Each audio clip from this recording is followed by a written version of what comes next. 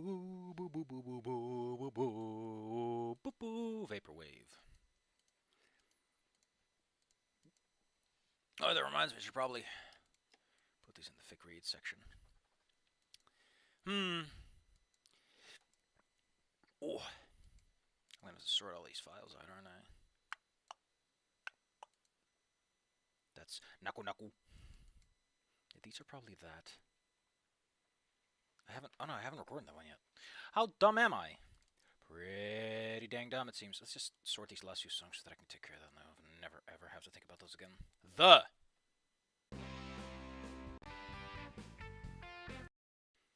Rocking it. This hurts. I think that just belongs in garbage because I can't really use that. You know what? Let's bring it back. Rocking it, including the one that's technically intended to be garbage. The monochromatic weirdo. I think this is more chill, despite the specifics.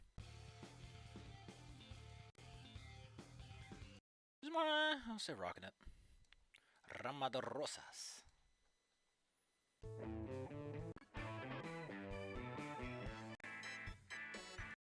Kinda peppy? Not really that laid back. It's footloose now. Fuck you, I like shitposting. Yeah, that's definitely rocking it. Just general upbeat. Aggressive but chill, ultimately. Waiting for the whole gang to come on in. For the gang to be all here while I get a little upset about things that don't really matter. Well, I say things like ba ba ba ba, you know. Oh shit, Pikmin 2 changed for Switch. Jesus. People talk about censorship, but they don't talk about this censorship. The brands are gone.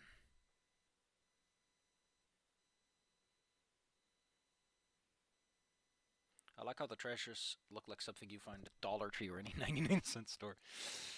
The Gherkin Gate. Survival ointment. The Gherkin Gate. Would you like to come with me to the Gherkin Gate? Hang on, dear brother. I shall save us from the Gherkin Gate. Woo! I just like the word gherkin. It's great.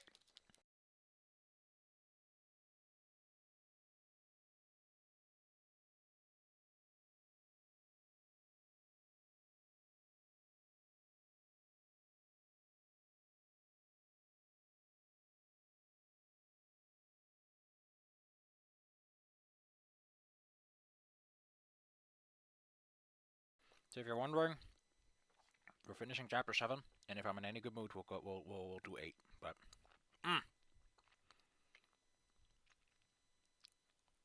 I promise nothing. I would love to get this taken care of and put something to nothing behind me. Personally, I like to think that as a writer, you can only get better, you know. But then I realized I've seen myself get worse, actively. I've seen the steady decline of my moral fire.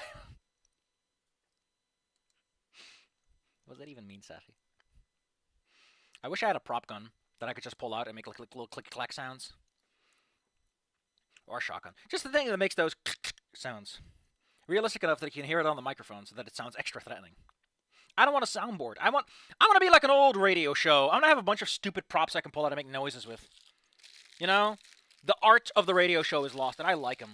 You want to know why I like radio show stuff? Because back in my day, my parents had, I don't know if it was on a fucking cassette at the time. Probably wasn't a fucking cassette, considering the time we're talking about.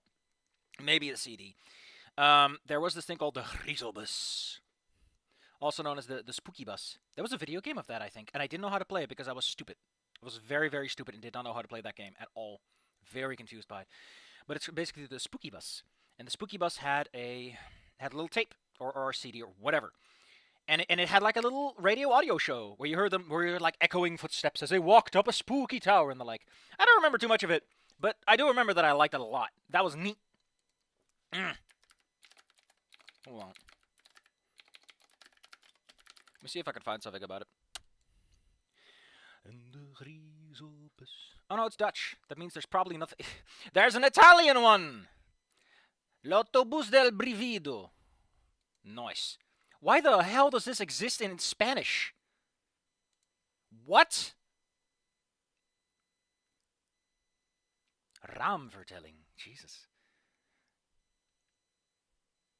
Oh wait, that probably has an English term too. A frame story. Nice. 1001 Nights or the Decameron. Nice.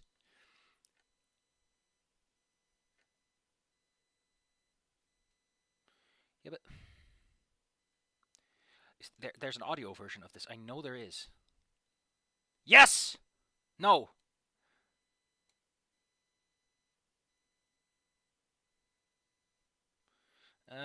There's CD-ROMs.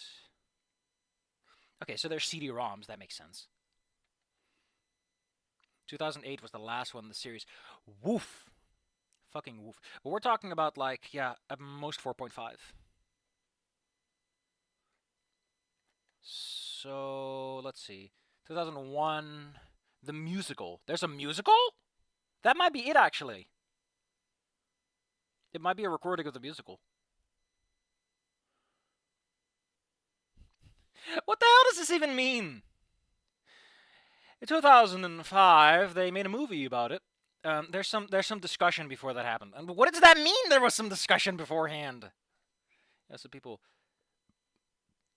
Ugh.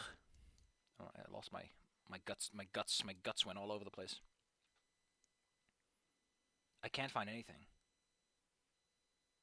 I can't find anything. I know there's an audio version of this. I know, because they have that little song.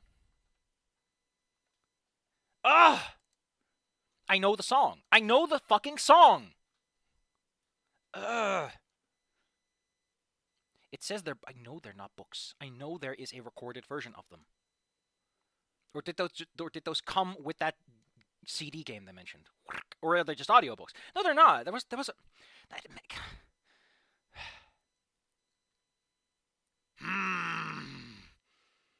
I'm fucking haunted by this now.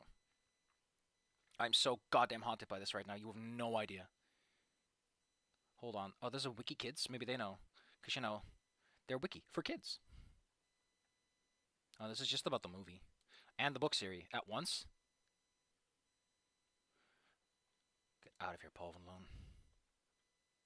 It's on Horror Wiki? Nice.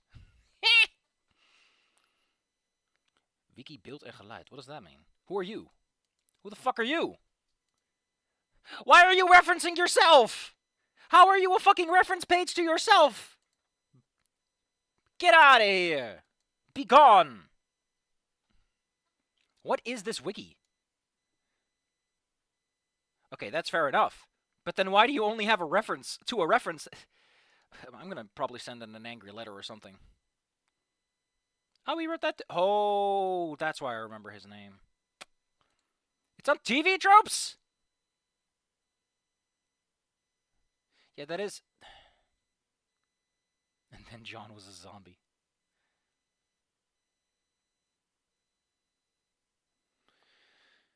I better remember so little. Come on.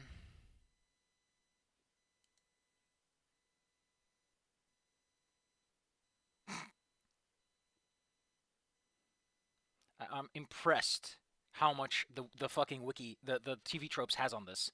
Because it's not a TV show. It's a musical, a movie, a book series, and an audiobook.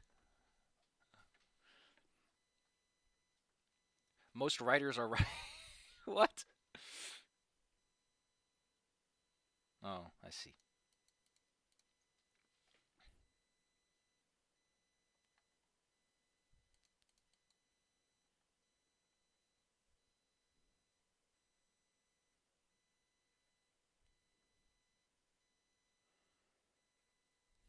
Is this just about the movie? No, it's about the... Everyone does this, where they apparently compress it down to the same thing. Bad books on writing and thoughtless English professors somnolently tell beginners to write what you know, which explains why so many mediocre novels are about English professors contemplating adultery. Great. That's a great way to describe a trope. Well, I guess we're never finding out. I guess I'm just not gonna find out. God, there's one more option I have, realistically speaking. The Spanish version is incomplete as well. I cannot speak Spanish, however. It's probably still incomplete. Hold on. I can go to a website that sells things and see if they might have this on some sort of record. Hardcover. I'm not looking for hardcovers. I'm looking for... Wait a second. Since what I'm thinking of is an audiobook, but like on a cassette, it's like a radio show, theoretically, there should be an audiobook version of that, because it makes fucking sense. Just take the fucking original book and slam it out on there. Oh.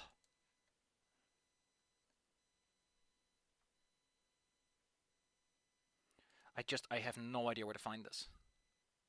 No, this is probably not it. I guess I'm just gonna have to live with the fact that extremely niche Dutch children's horror that I remember from my youth is just not gonna be on the internet, dominated almost entirely by the English-speaking world. I'm not gonna look that deep. I have things to do. Have I tried Total Chaos? No, Dave, I'm unspooked. Listen, I might just put out a call-out post like, hey, listen, if anyone remembers the Griezelbus and an audio version that you could play in your car for your kids, which I remember vaguely. Honestly, this has the same level of, like, I want to see what this was like, just to see what it was like. It's not nostalgia, it's just curiosity, because my memory on it is vague, because it's pretty old. Similar to Bossy and Adrian, which someone, I think Como, like, found me an archive which had a bunch of episodes. Wasn't going to touch it, because that website was sus as hell, but anyway, have I done Total Chaos? Because I've done a lot of stuff. If it's not a Kako Award winner, then definitely not. Okay. Doom Total Chaos. Let's take a look. Might as well take a look. Doom 2 mod on Doom ModDB. Let's have a look-see. Oh, dang. Oh, shit. Man, that's some fucking concept art, man. Jesus. Why does this feel like the kind of mod that Como would show me? I don't know if I want to play this because I'm now a little spooked. Listen, I know I play Doom, but I'm a very spooked boy. I'm very easily scared. And I'm not SGF. I'm not Super Great Friend, who is just like stoic in the face of all evil. And then Ashley pops up behind him. He's like, "Holy shit!" I love him and Manly Badass Hero hold the record for like gets scared at the weirdest things, and it's the funniest shit ever. It's great. Ugh, poor guy lost his mind in VR when Ashley popped up behind him after that Ganado Stronghold fight. Oh, that's the moment you live for, where like life throws you a funny apple. Anyway, since people are here now and I can't find anything on the Griezelbus, the audiobook at least, and I'm still angry about that, how about we just get going? First, I'm gonna need a little soundtrack. What do I think? What do I feel like? It's Footloose now. Might as well. Let's stay perky. Stay perky, my pals. I want can.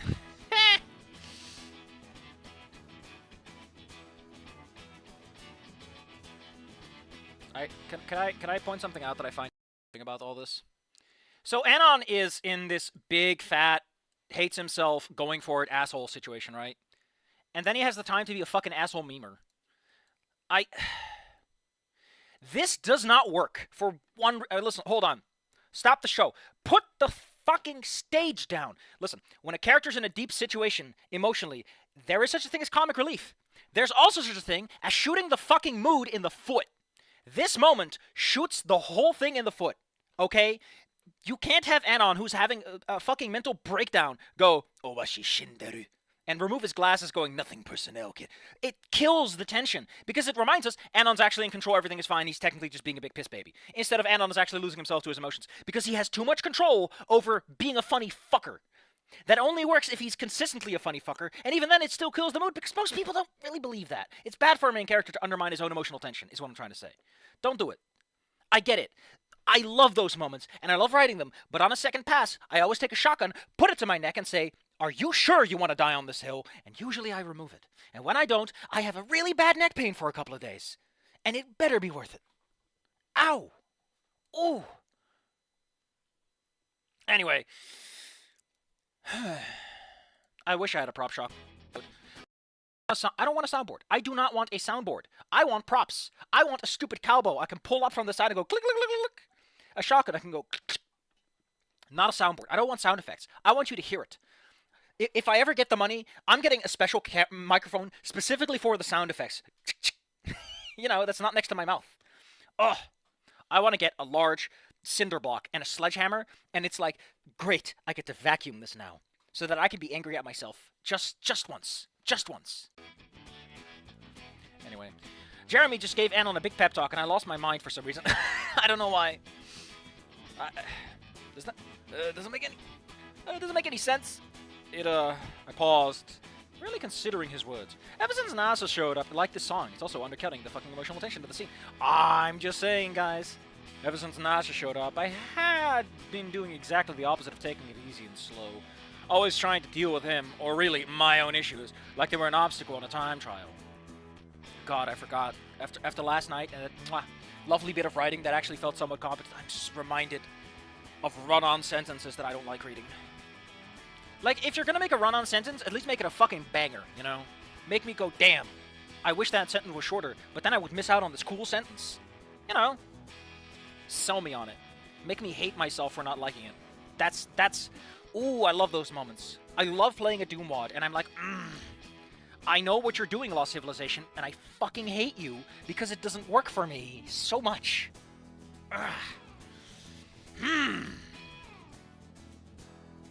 Clearly, difficulty is not the issue because I got through. What was the other one called again? Revenant, or whatever. No, that's the other one. Remnant was also pretty stiff. That was a pretty stiff one. The Wayfarer. Those were difficult, and I wasn't that upset at the difficulty. So, I don't know if it's difficulty or just, like, design that I disagree with. But, moving on. I wasn't giving myself the chance to adapt, or recover for that matter. What is he saying again? Take it easy.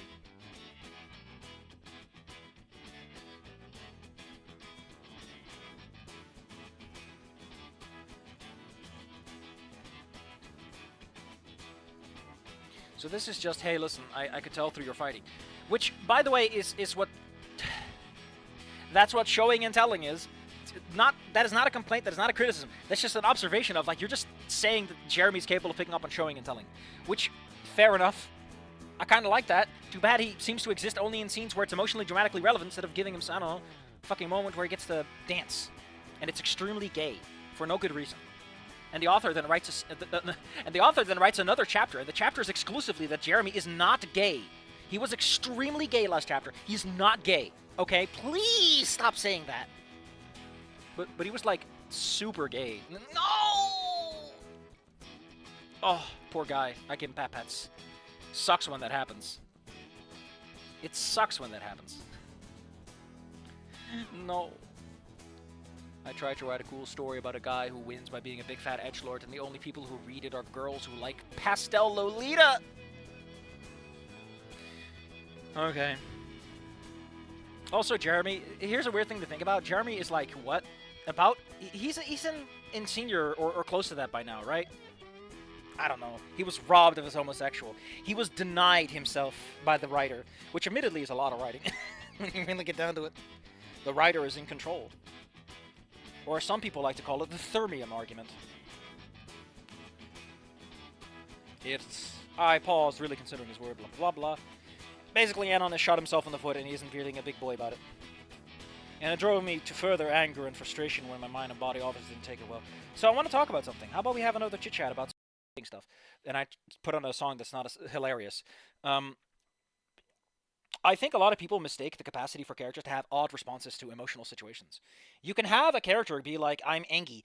Anon to me seems like a person who gets frustrated more than anything. He knows he's weak, he's flimsy, he's meek. He has taught himself helplessness to an extent.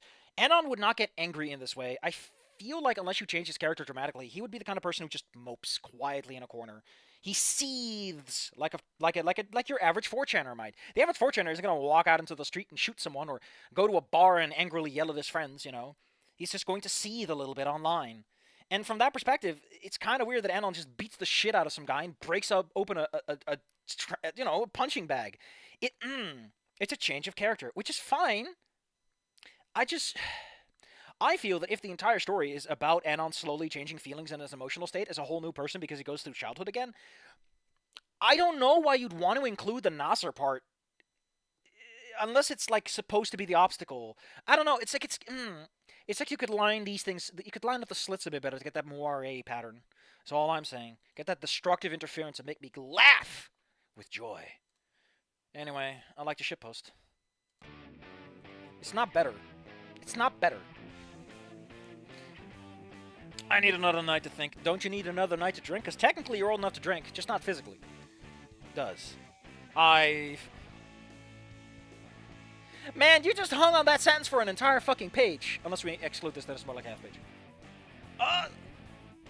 A cheerful roar shattered our eardrums. Both of us looking to see Coach McHill, who was terrifying, run towards us. His face filled with pure joy. You make me proud, Jeremy. What are you fucking talking about? He practically roared. He literally, according to your own words, just roared. I can take a lot, but you can't say practically. He did. You just wrote he did. Holy shit. Oh. I get it, right? The idea is he roared in the sense of like, he roared it like, but I'm getting irrationally angry at the weirdest things lately. I think my life is just terrible. You know, I'm lashing out. Oh. This feels weird. This feels, again, like a jokey joke thing, which is cute. But shouldn't you be more used to your stepdad fucking murdering you? Come on, man. Toughen up. Needless to say, I spent what a weird... Like, this feels like a thing you do in a TV show, because you have the visual element of the gag to carry it, but Also, it's in front of a cut, which is just fade to black, man. Have some confidence and fade to black. I can get you the chloroform if you need it. Olivia and Dad. Come on, write my dad so I can say Olivia and my dad, because I like saying my dad. Thanks, simple flips.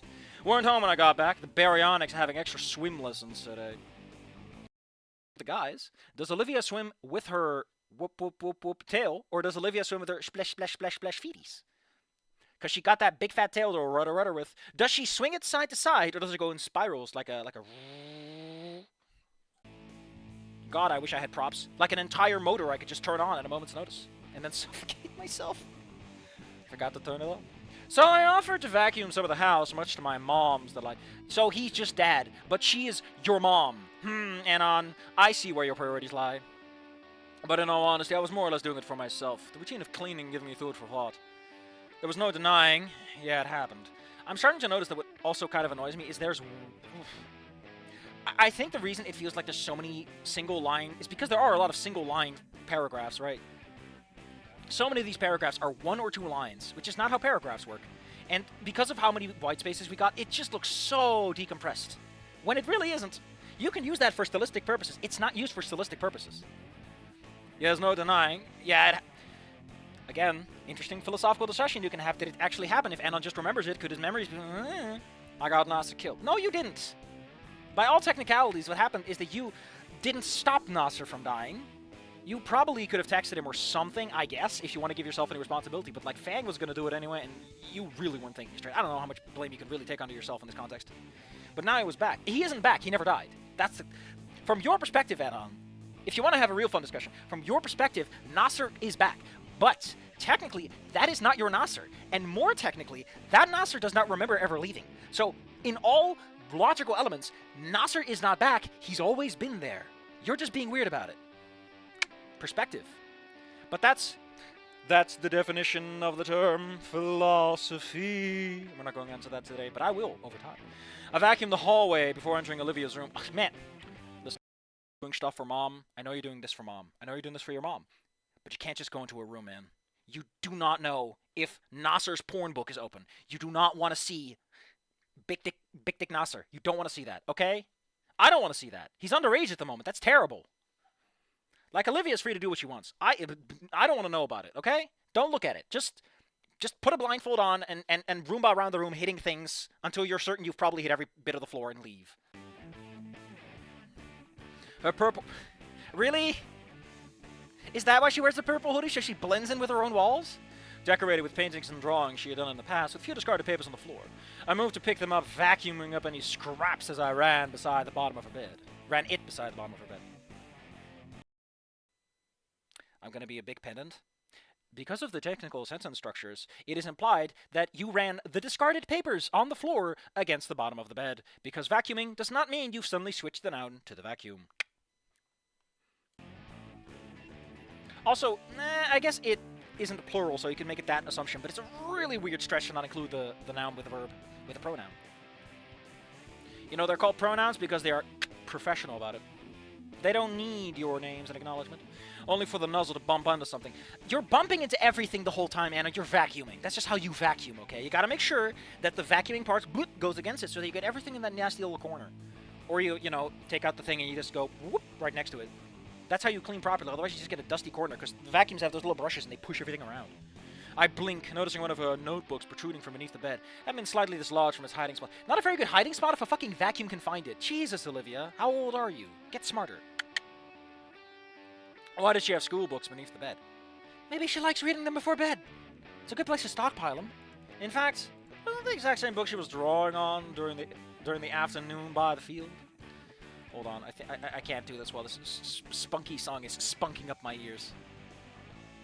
You can take that out of context if you want to. I cannot stop you. Clue what I'm doing, though. This isn't appropriate. Let's go with this. I shrug, picking it up to place it on the table, to eye to look through it to see if there's any cool drawings she was working on, and... Oh no, it turns out that Olivia's into financial inflation. And Anon's like, aw shit, my Bitcoin! I should have invested earlier. Now she's pumping and dumping everything. You can say what you want, but a pump and dump scheme is technically short-scale. No, wait, that's... Technically, that's... Safi, you're getting all kinds of confused. Inflation is when the currency is worth less. You fucking bingus. You bingus. You bingus. No, wait. I want one of the sad songs for this. Also, I should probably take these two out of here. Because I need them to all be on surface level so I can access them quickly. Downbeat. You shut up.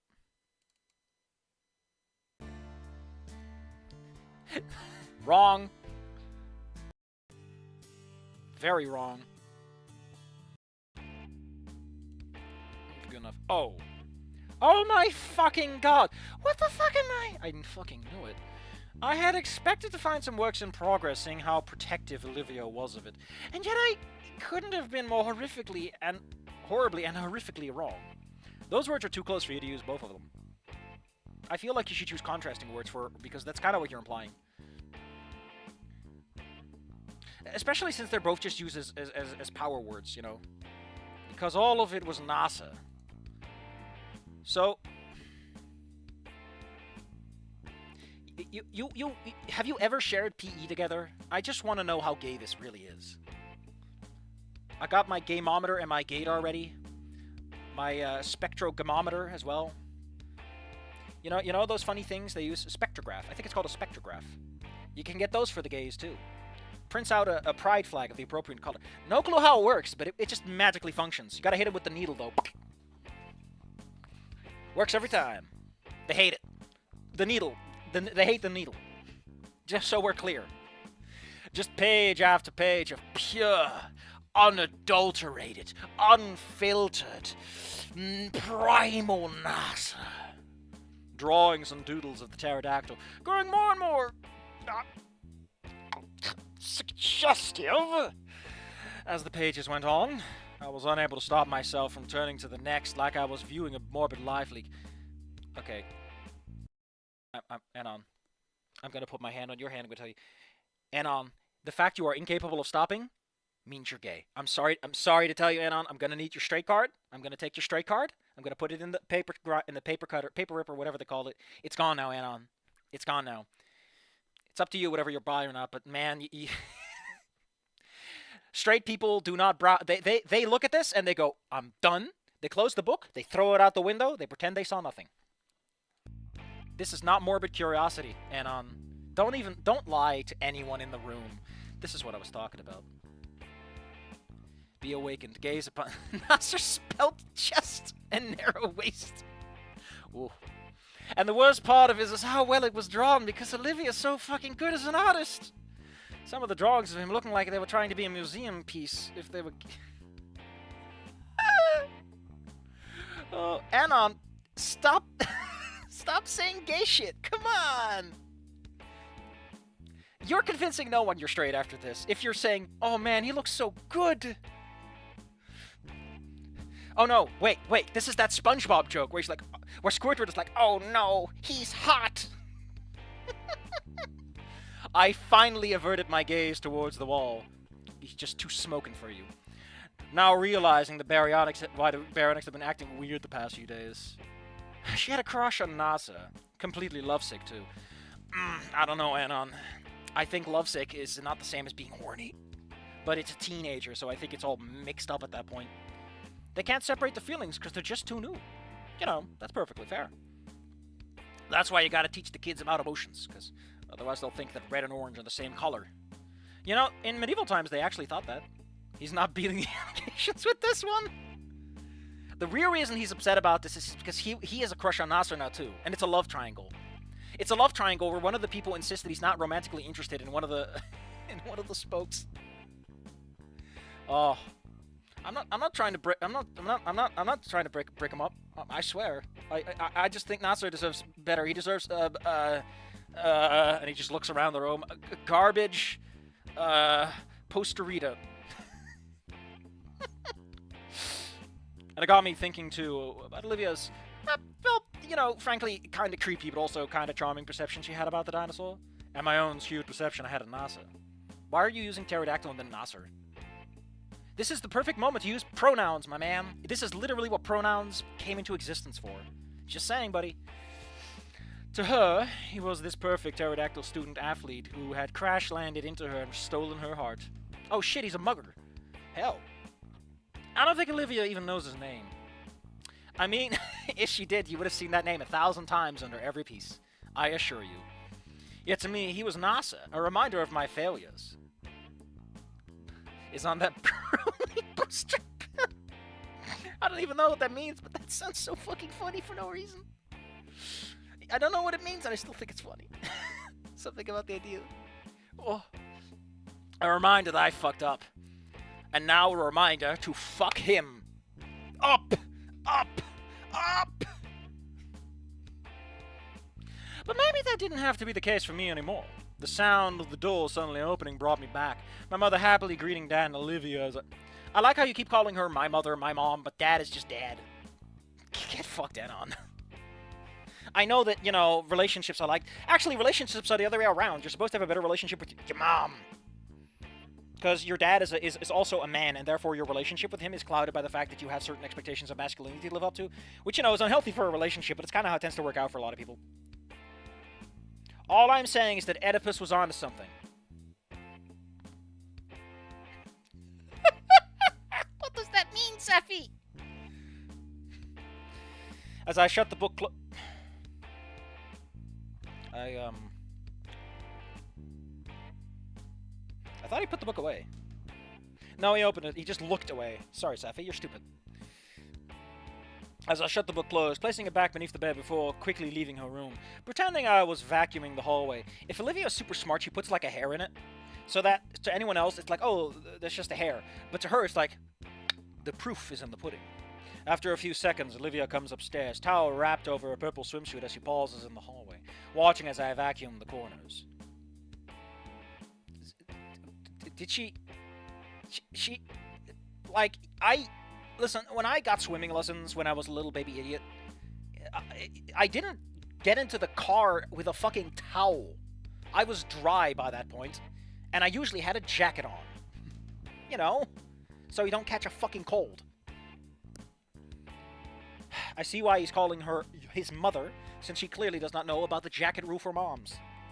And then her scrutinizing and suspicious gaze, unchanging from when she was a baby and her golden eyes gleamed. What? Oh no, she's deploying the gaze, which was unchanged.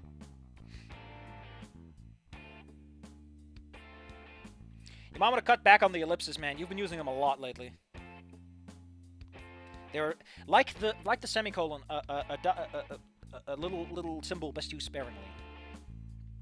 She seemed to want to ask something as I looked back before deciding against it, retreating into her room to change as I finished vacuuming. I joined the dinner table as Mom, and there she go, now she's just Mom, and Dad were preparing something in the kitchen. Hearing the footsteps, I see Olivia had arrived, now in her proper clothes, despite her hair still being wet. How fast did you come from the fucking... Jesus. Olivia, get a hairdryer, please. If only because hair being all frizzy tends to look pretty dang cute.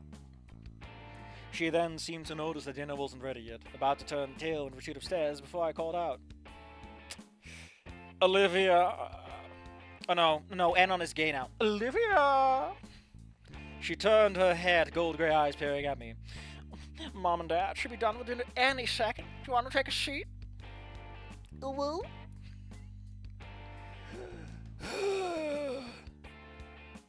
I was lying, and in all honesty, I was beginning to have second thoughts or whatever or not this was the right move, as Olivia pulled a chair to sit down.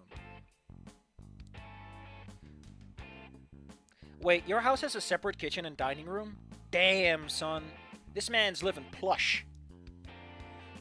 In case you forgot, probably forgot because you know, Anon's kitchen is visible from his main living bedroom. In Damien's house, in the Payne's house, you can see the kitchen. You can see the kitchen from the living room. It's probably where they dine too. In Inko's house, it's probably the same. In Fang's house, there is a separate kitchen. So, man's living plush. Man is living plush. I learned to swim really fast when my dumbass jumped from a bridge into the big river. Don't learn from near-death experience. Hey, man, I nearly drowned twice in my life. Maybe 6 times. I might have forgotten one. The water does not like me, even though I float pretty dang good. And maybe that's why it doesn't like me. I float too well. But I couldn't help it, especially regarding how often Olivia was closing herself off from everyone else to deal with her newfound secret crush. How about you tell your fucking parents? I'm sure that your mom can take care of this and make it less awkward than you will. Something had to be done. I just had to prod the subject delicately. And maybe she'd reveal it naturally. So, everything good with you? The baryonyx raised an eye as if to ask why she wouldn't be. Yeah. I nodded. It's just that you seem a little bit more reserved lately. I know. No. Anon doesn't note. Inko noted is what it's called. Anon, you're mixed up here. You're the wrong character. But I'm guessing your new inspiration's got you outside to watch the Meteor Bowl. Olivia froze up, then normalized. She normalized to about 5 degrees, giving a casual shrugging. I've never heard it like that, but I kind of dig it. I'm for it. Yeah. Okay, sector is clear. I adjust my seating to turn more to her. Again, why are these all single sentences? It's something that's bothering me more and more as I read something that actually has some fucking density to it. You know, it's funny. I was just thinking about that pterodactyl the other day who bumped into you and bam. Not clear. A broad tail slammed into the ground behind her. The entire house briefly rumbling as a wide, gold-gray eye stared at me. Her snout closed shut as she gave me a panicked look that exclaimed all the words without ever speaking.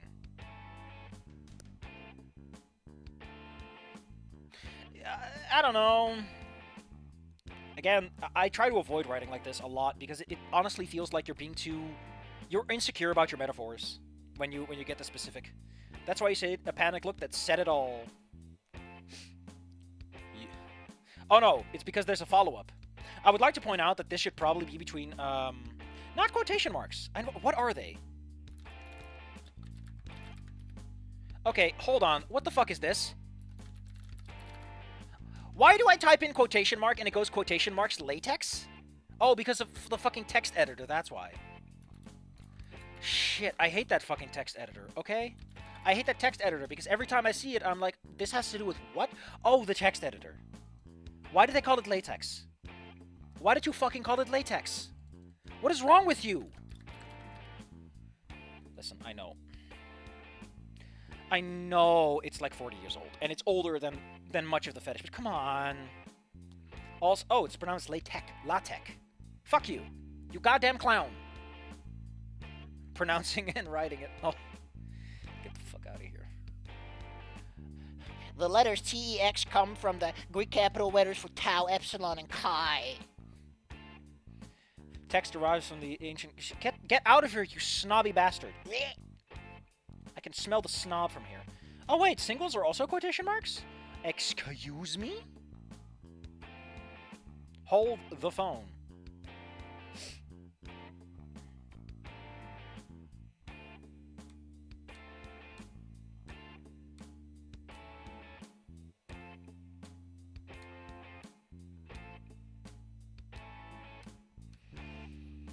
This is cute history and all that, but... Scare quotes. Quotation, citation, or direct speech. Mention of another work or title. Neutral, state, or typewriter, or dumb. Typographic. Yeah, but what about the singles versus doubles? The double one's typically known as 66 and 99. Nice. Aanhalingstekens. I know that one. Oh, it's African. I was wondering why Dutch was up this high. Enkel and dubbel. Yeah, fair enough. Zogenaamd functie. Scare quotes. Nice. Okay, so apparently quotation marks, you can just say doubles, I guess. I tend to use singles for things that are not direct quotes, and doubles for like actual direct quotes. I guess that's not legit. That's not 100% ass-smacking truth. That's just me. But I think you should put single quotation marks. Like, use those for generic, you know, ascriptions and such. Or quotation, or, no, not quotations. What's the other one? Paraphrasing. I try to explain myself. I like that, though. That's cute. But I'm cut off as Mom and Dad rush back into the dining room. Lord looks in their snouts. Yeah, they're probably worried because you just broke the fucking foundation, Anna. Good job. It's gonna cost a few $100,000 just to get that fixed. Hell, it's gonna cost them $10,000 just to get someone to look at it. What happened? Is everything okay? Joanne asked with worry. I'd be surprised if she asked that with delight. I looked to her, giving my best reassuring smile, trying to ignore Olivia's gaze that was burrowing into the side of my skull. Don't worry, Olivia was just trying to kill a spider. Don't steal lines from Wani Gator, please. It's adorable. All right, dinner's almost done. Edward's preparing a special pasta recipe. Yeah. He's right there. He can say that himself. Hell, don't involve him in the scene at all. He doesn't do anything. That way, this sounds more natural. Mom announced, slowly returned to the kitchen with Dad as Edward gave one last glance before leaving with her. Again, it works better if she's the only one who shows up and Dad's still in the kitchen watching the food and he looks outside of the kitchen. That feels more organic, you know, more like they have a little confidence in each. I don't know. It's really weird for both parents to come rushing out of the kitchen. Unless, of course, this only happens when Olivia's just almost killed Anon, in which case, fair enough. But I would like to see the scene where Anon almost gets his shit smacked in by a tail, because that's fucking hilarious. All I'm saying is I want Anon to be brutalized by tail-on-tail combat. I then slowly turned back to Olivia, her eyes narrowed and tinged with anger, demanding an explanation. First off, I'd like to say sorry. It wasn't right of me to look through your private stuff. I mean, up until this point, she's had suspicions, and the good for coming clean, I guess. Olivia murmured something which sounded like an exit agreement. I'm not going to tell anyone, and I mean that. I then paused. Even if it was 80 pages of smoking hot gay porn, and I'm really into it. Another slam of her tail against the floor. Olivia's snout closed shut as she covered her eyes and with her claws in embarrassment, slumping over the table. Mom called from the kitchen. Did you kill it? Yeah, I answered, looking back at Olivia, the baryonyx trying to cover as much of a snout and head as possible with her arms. With her arms, Jesus. We called it tail pegging. Fuck you. I know what tail pegging is, and I'm not telling. Olivia, listen. She peered from the space between her limbs. What? You mean she peered between her arms? What do you mean from the space? That's I've had crushes before with anime girls. And now Nasser. Woo! So there's nothing to be embarrassed or ashamed about. 2D waifus don't technically count, but I continued on. making you're dealing with your love sickness in a way that's not so healthy, treating your crush like a piece of art, and he's just another dinosaur, just like you. Holy shit, Anna, that's a mature way of looking at a relationship. One that you barely know anything about at the moment. I know that vibe. I've had some embarrassing moments. Oh boy. Ooh. I then tilted my head. Hell, do you even know his name? No. Olivia admitted. I. She then let out a defeated huff. You're right. She then sunk her snout further into her arms. Her ear hole somehow able to make out what she was. My ear was able to make out what she was saying. But every time I see him, with his golden eyes, his broken wing. He's an angel with broken wings. Broken hearts. Wrong dinosaurs. His. She then paused to peer outside of her arms, noticing a blush rising in her cheeks. What? She pauses to look and then notices the blush implies that she's looking at herself. I don't know. He's just so perfect. Not like me, who prefers to sit away in the dark corner and draw stuff. Good. It's good to know that you're not going out to date him. Hey, would you mind driving me someplace when I'm going on a date with him? Sheesh, she really fallen hard for him. But I can't really fault Olivia for acting like the typical teen in 7th grade going through puberty. I already forgot which grade was which. I already forgot where grades align on the big spectrum. I gotta look it up again. Most high schools are grades 9 through 10, 12.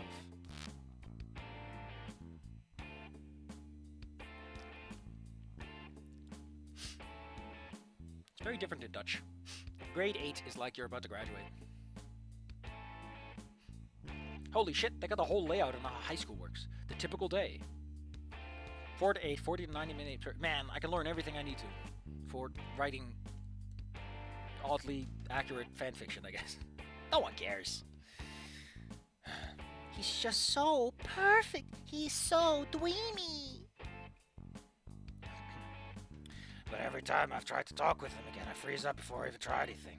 The baryonyx then peeked out, murmuring. That's all she does. She peeks and murmurs. Or peers and murmurs. It's like I can't approach him at all. Yeah, that's just typical, man. All you gotta do is get Anon to walk up there and say something extremely embarrassing, and then out of pure fear, you'll walk up there to fix it. Works every time. Especially because Anon's pretty embarrassing. So in terms of just walking up to Nasser, I guess the both of us were the same in that regard. But Olivia was because she had a crush on him, and I had difficulties because I also had a crush on him. Honestly, can I be honest? If you're... doesn't fit the story. But fun joke you can do is that people think that the reason he doesn't want to get close to Nasser is because they think he's also crushing on him. It's a very funny joke if you stretch it out just a little bit. Like they're like, oh, Olivia doesn't want to go to Nasser. She's a girl. And girls like boys. And Nasser is a pretty handsome guy, all things considered. But Anna doesn't want to go near the guy. Huh. The truth come out. Does Anon is gay? I just think it's a cute joke you can make. It's a cute little fun-off joke to remind everyone what's going on. And it puts Anon in a weird spot and forces him to reconcile his emotions. Which is to say, he needs to give an answer why he's awkward about a Nasser that's not that. Or Anon's like, fuck it, I'm like 30 years old at this point. Yeah, sure, whatever. I'm bi, whatever. Fuck off. I don't care. I honestly think that would be the right answer from Anon at this point, because I highly doubt he's even interested in doing anything. Like, just get the situation over with. And that is a situation, not a situation. H included. This is why I like weird supernatural garbage, because you can fit this shit in.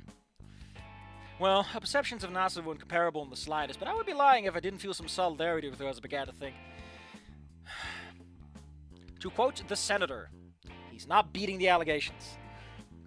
And then an idea came to mind, one I didn't feel strongly about, but not doubtful about either. An easy and simple idea, one that didn't need much thinking on my part. Why don't we invite him to eat at our table? Olivia shot up her arms, her eyes wide and her snout closed shut, struggling to get it open. Are you serious, Mutsara? I shrugged. Why not? He pretty much shares our lunch schedule. He's at the same fucking school, isn't he? Are American schools that different? And every time I see the pterodactyl, he's alone. Not sure he has any other students from his school that he came with. I then looked to Olivia. Besides, it'll give him a chance to talk about himself, maybe. And give him a chance to tell him a bit about yourself as well. The baryonyx pauses to see the gears working in her head, thinking of my proposition before slowly nodding. Okay. She then glared. But don't tell Doe and Warden that I'm, What? Anon, shut up, or I will force you to read my embarrassing smut fiction. Oh, I'm out of here. See you later. I am out, Audi 5000. Yeah, don't worry, I won't. I then smirked, just as long as you don't show me your entire collections of drawings of him. Especially not that one where he's Pit. Wait, you know that video game? I thought you were too old for that. Nah, man. What the hell was he doing in Samus's Zero suit, though? You know nothing about fashion, that's what. Olivia leaned her head back in her chair, staring at the ceiling to let out that silent grunt she was somehow adept at doing. She then closed her snout, staring at me. I hate you. I hate you, you swit. So, a way of finding him to consider our table? Warden asked. I nodded. Yeah, I just figured he'd be here all by himself. Could probably use some company. It's kind of weird for me to refer to Nasser as just he. Knowing his real name this entire... There's nothing weird about using pronouns to refer to someone. That's what pronouns are for. You bingus. Knowing his real name the entire time, as I briefed Warden and Doe, a formal nodding in agreement as the latter clasped his hands together, speaking up. I continuously have this feeling that he's already talked to Nasser, but he hasn't. I don't know why I keep thinking that. Sounds good to me. I've always wondered what student life is like at other schools. Oh wait, no, Doe was saying. Sounds good to me. I've always wondered what students' life was like at other schools. It's America. It's the same. She then tilted her head. Does Olivia know about this? I nodded again, offering nothing more regarding that before pausing and peering down. By the way, the two of them look at me. I wanted to say sorry about acting weird and shit yesterday. I peer up. Jesus Christ, stop peeing! I've just been dealing with stuff lately, and I struggle to find the right words. I think I'll actually be over it soon. Fuck you. Fuck this. Fuck this shit. Fuck it. Fuck it with a broom. God damn it.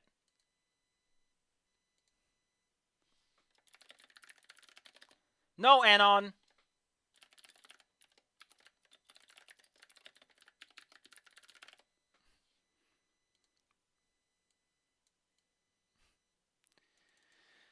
Huh. Anon, my man, for fuck's sake. Stop saying gay shit, man. Come on. It's not that hard. Oh. Oh, I don't. I just, listen, I fucking don't, okay? I can't. Jesus, Anon. I literally just made the joke. Oh. Hold on. No. It is now art. He's shining like a rainbow sun. And there are so many words in the English language that are not this gay. Please. I think I'll be over it soon. You know, wink.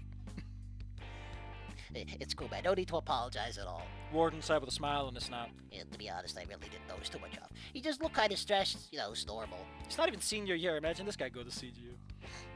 Well, it's good to hear you're doing better anyway. Doe added with a smile. A grin on my snout as I turned around. All right. Pops his collar. Let's get going. Olivia was back at the cafeteria, likely awaiting anxiously. Admittedly, she's not ready to come with us to get NASA, especially evident when I told her after class I was going to find Warden and Doe. The baryonyx accidentally ground the end of a pencil into her paper after relaying that news. This is the part. Listen, I know that you shouldn't write big twists like that this deep into a story. I would love a fun twist, okay? The reason I'm talking about Anon being extremely gay for Nasser is because there's nothing else to talk about. This is a very gradual slope, you know? Come on! You pay your audience with fun twists and things that make them go, ooh! But I had a degree of confidence that she'd be okay. You have a degree in confidence? We move on to the field looking for Nasser, only to see the athlete was nowhere to be found, at least not a track and field. Where was he? Is he by the tree again? Warden asked. I can't see stuff standing still very well. Only we're so simple. I then felt Doe tap my shoulder, the human pointing out in the distance. Over there. Sure enough, Nasser was sitting in one of the outdoor basketball courts. You know, unlike the indoor basketball courts that are outside for some reason. Like, you're outside. How the fuck do you see the indoor courts? Those are usually not, you know, visible. Shaded by the tall roofing. It's not really outdoors at that point. Or is he? Yeah, he's in the court. In the court. Oh, Chang, you got an out... Man, you got a fancy. The three of us make our way over as the details began to build up. The what? As did the cold beneath my skull. Jesus Christ, Anon. You are not beating the allegations! I know it's trauma, but it's... I know it's trauma, but fuck! I took a moment to pause, letting out a breath to analyze Nasser now that we were close by. The first was that he was sat down. You just wrote that he was sitting in the courts. What do you mean he is sitting down is the... Like, I know what your point is, but it just reads so clumsy. Because here's the thing, right? The problem is the comma. It implies the emphasis on that he is sitting down, not the emphasis on how he is sitting. His good wing folded inward. Oh, I mean, to be fair, it's a good roof. The second is that he looked miserable. His snout poking out from beneath his folded arms revealed that he was heavily frowning. A smartphone held tightly in his claw. It sounds more like he's lying down on the floor, you know. What was going on here? A brief confusion didn't last long. The familiar pulsing anxiety and thrumming heartbeat reminding me of the past as Warden and Doe's voice are drowned out. Are you sure, Anon, that it is trauma? Are you sure? Because, listen, I like a whole bunch of bullshit, but I feel that, like, if you are a teenager, hormones mean a lot. Like, you know, when you're a baby, your brain doesn't know how to handle visual input and all that stuff. I imagine that your second hormonal rush as a teen is going to be just as bad. Like, who's saying, you know, I'm just saying, Anon, you might want to see a psychiatrist and talk it out. I'm just saying, keep an open mind. Anon is on his estrus season. Important right now. My brief confusion didn't last. Okay. But this time, I didn't fight it. I go easy on myself and let it wash over me. That is not how you... That is not how you... It was terrible to remember. It was a cruel and It never happened, technically! Jesus! I listened to my heartbeat. I don't care about this. What is even going on right now? Anon is self-medicating. Great.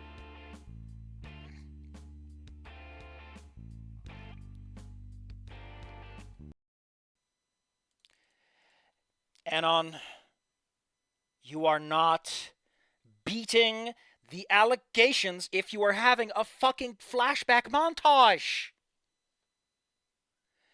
You are not beating You're thinking of his cute smile. Jesus, what's wrong? You can write this in so many ways. Ugh. Ooh. Also, the smile that they use in this particular scene, like the frame they use for it, I always got the impression that he was a little clumsy about it. Like, he wasn't hopeful or kind or anything.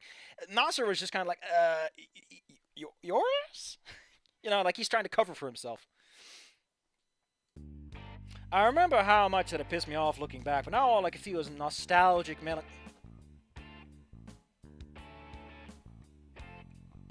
Anyway, we're basically doing a flashback of Chapter 1 for some reason.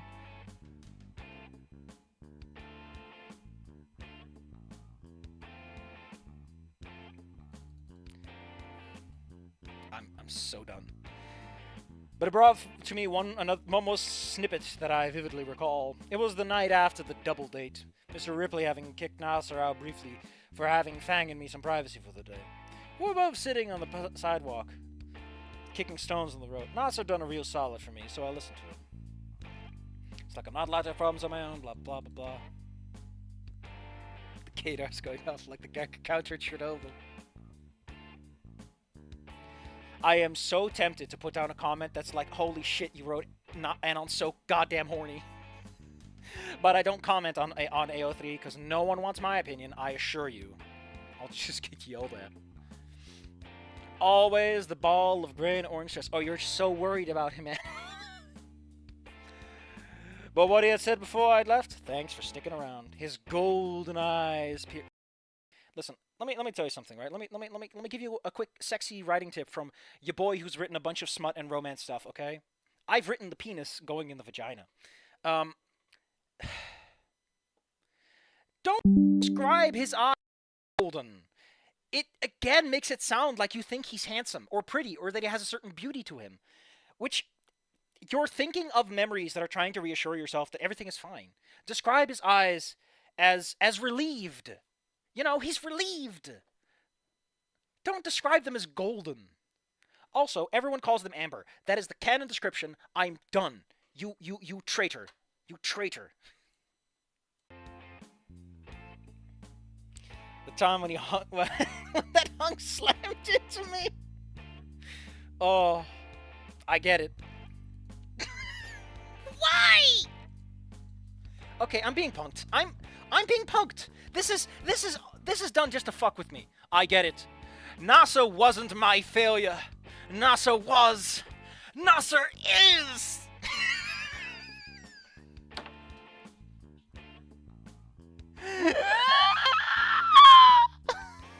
I can't. I need a moment. Please give me a moment. Oh.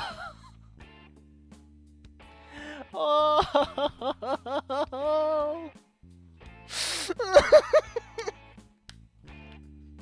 Jesus. Why are you writing it like this? What? Jeez. Why are you writing it like this?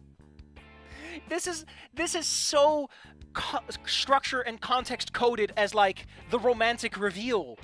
Okay, that's how it's structured. Is Anon learns a heartfelt discovery about his friends, which, considering the situation, and we just talked about Olivia having a girl boner for him, it makes it so romantically charged. Like, do you know what... Oh... Do you know what the Kurashov effect is, motherfucker? Do you know what the Kurashov effect is? If your previous scene is about people wanting to fucking smooch, and the next scene is about a guy having emotions for someone, everyone's gonna be like, oh, he's so romantic. The Kuleshov effect is what it's called. Jesus Christ. Oh! Anungus! My eyes reopened, my snout contorting into a smile as my claws suddenly brushed away the tear that rolled down my skilled cheek. My body feeling more shackled than it ever been. Pulse silent and heart calm. Oh, he has that doki under control. I move forward, now just a few meters away as I call. Tiny thing. Anon would not use meters, you motherfucker. Anon is American. He is goes to 4chan. He uses feet and yards. Hey. The pterodactyl froze up, uncoiling from his arms, his golden eyes wide with surprise as he looked up at me. Warden and Doe by my side. Are you about to steal his lunch money? Why are you framed like you're about to steal his lunch money? I then smiled, speaking the same words he had said to me at my first day at Volcano High. Wanna sit with us? NASA's a bro. Okay, I'll be honest. Wrong one. I guess Anon's an alligator now.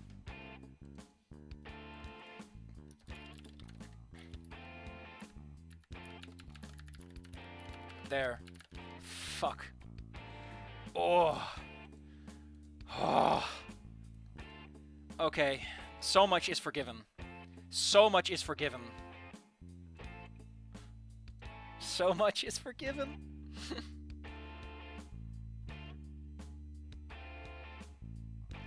I can't. I just can't. I forgot to record this. I forgot to record all of that. Okay, so, for people who are watching the recording, what happened is, Nasser, Anon went home, I think. I think that's what happened. He was like Jeremy, and then his dad was like, oh, Jeremy, you're my bestest son. And then Anon had another moment, and then he saw drawings in which Olivia drew Nasser in extremely compromising positions, and he's like, I have to deal with Nasser. And all along the way, it's formatted and written in such a way that it strongly implies that Anon is goddamn gay and hots for Nasser. And I will not stop laughing my little ass off about how he keeps calling out his golden goddamn eyes like he's about to become gay. Anon isn't beating the allegations, Anon-T-alligator. Fuck! Wah! Anyway, people are watching the recording. We're now doing the comments for Chapter 7. You can read Chapter 7 yourself if you wanted to. I like how everyone's like, he's a bro. You want to know what I'm reminded of? I'm reminded of, like, people watch an anime and it's like, those characters are gay. And they're just very good friends. They're just very good friends. And I'm like, yeah, sure, why not? Live in that world if you must.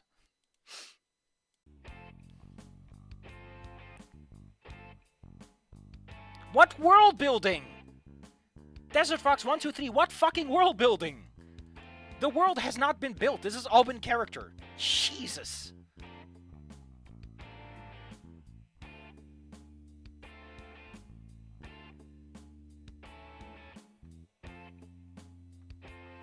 Guy apparently got really sad. Like I said, man, it's a bromance at the minimum. Edward.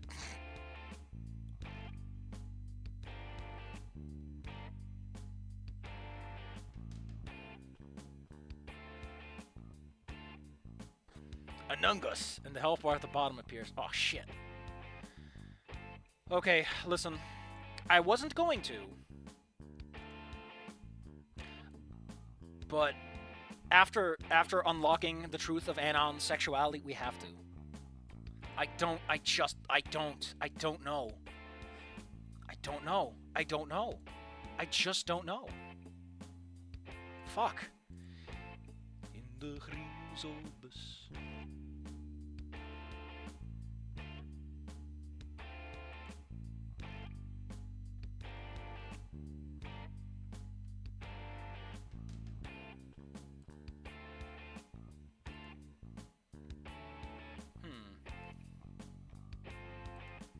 I need a moment to just recover. Sorry. Wait. Is this it? Oh, this might be it, actually. Luistervink.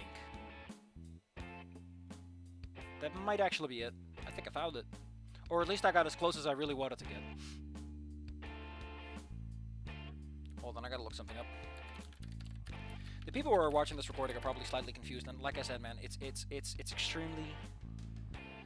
It makes more sense if you watch the VOD. I'm sorry to tell you, buddies.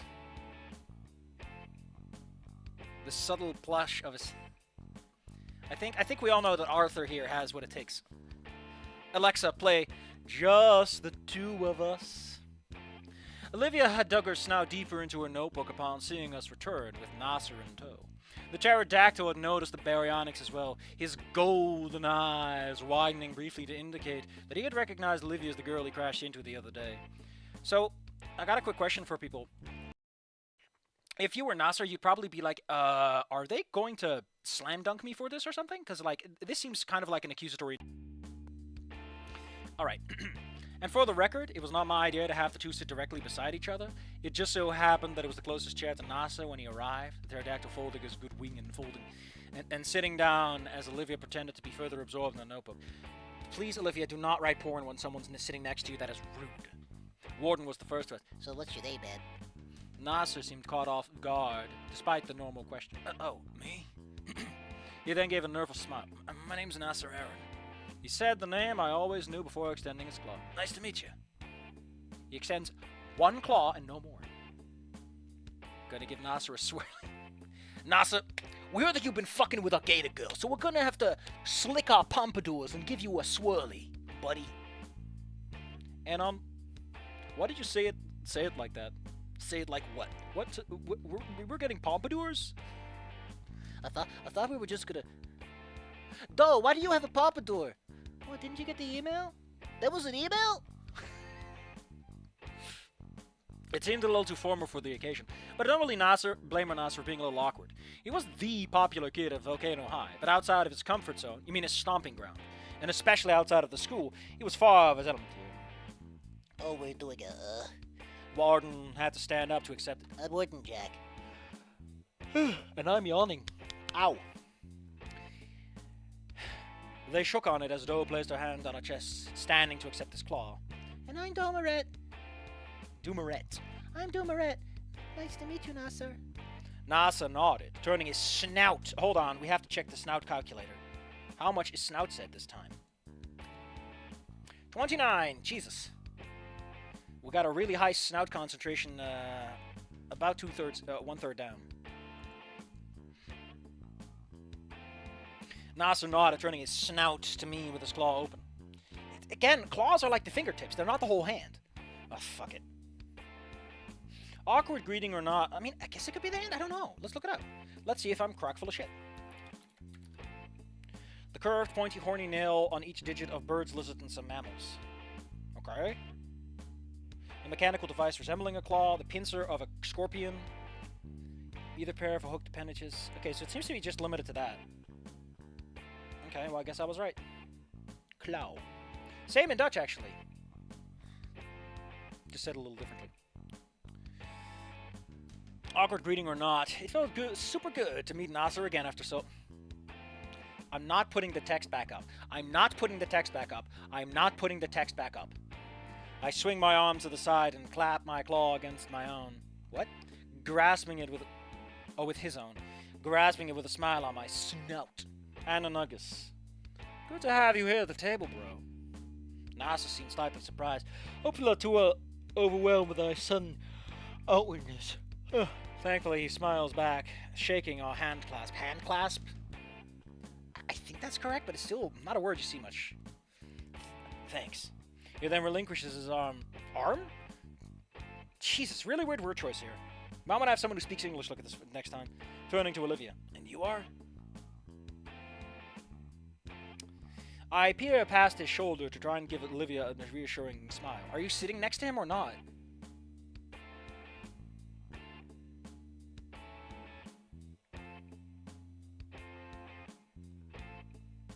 I guess you're sitting next to him then. Gay! You are not beating the allegations.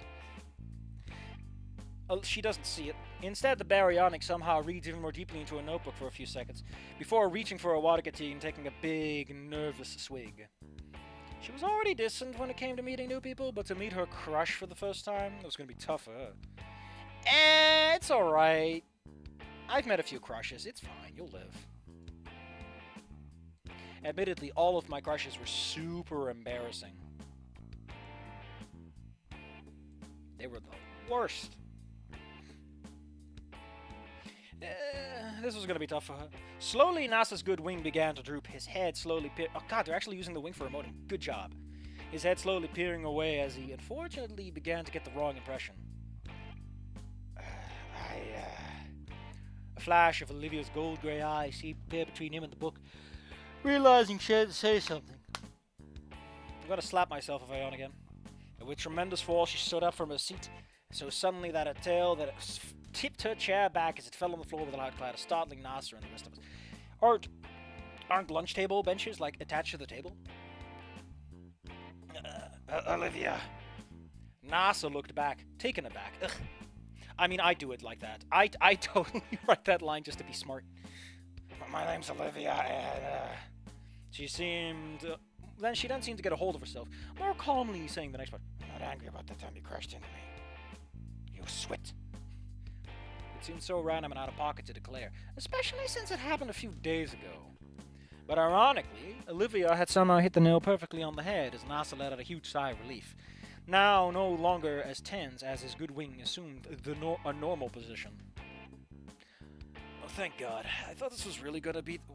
I thought that really was the case. He then let out an unsteady chuckle, perhaps realizing he was talking too much before finally smiling. It's good to know you too, Olivia. The baryonyx pauses, her eyes peering at mine for the moment and to see my grin before looking back, a small smile building on her snout. Yeah, you do. before trying to sit back down, having completely forgotten that she had tipped the chair over. Olivia's eye widened as she fell back atop the floor, now lying down and blankly staring up at the ceiling. Nasa's eyes widened. Whoa, are you okay? Yeah. Nasa, ever the good boy, Anon, please, went forward to help her up as I put her chair back up for her to properly sit. Again, you're using repetitions, but more importantly, Anon, just write the ship fic already, okay? I need the Nasser Anon ship fic now. Olivia murmured, thanks to us both, returning to a book and subtly trying to doodle and distract herself from the embarrassing event. Warden once again being the first to speak up as Nasser's attention turned to him. Wake up. Good boy. Pat-pats for Nasser. So what school do you come from, Nasser? Cretaceous Public? Ow! He shook his head. Nah, I'm from Volcano High in Caldera Bluffs. I know it. Most students are coming from the schools in Genoka Park, are usually in bigger groups. Kinda surprised to see you committed to the 2-hour bus drive. I wonder if he can be just a little bad. Anon, you're too young to buy puppy gear. The people at the stores won't know what the fuck you're doing there. They'll also probably have to legally remove you from the property. Like, I know you're an adult in there, Anon, but that doesn't matter when it comes to your ID papers. Papers, please. Yeah. Nasser brought a claw to the back of his head. Actually, I was supposed to come with another student from my school, a megalodon named Chet. He then shrugged. But he had to drop out at the last second to deal with some family stuff. So, you're all here by yourself? Stop yawning, Safi. The question surprisingly came from Olivia, looking from a notebook to briefly stop drawing. Looking up from her notebook. Oh, look, people can look instead of peer. I watched as Nasa slowly a small frown on his face as his brows raised. I knew him too well to know that there was definitely something eating at him. So I chose the moment to speak up, but not push it. Not yet, at least. Then it's a good thing we found each other, I say, with a brightening smile on my snout. Did you eat yet? Nasa's head lifted up. Not yet. I usually don't eat until I finish training. His claw moved away from his head, removing the other from his claw. What? His hand moved away from his head, removing the other from his head.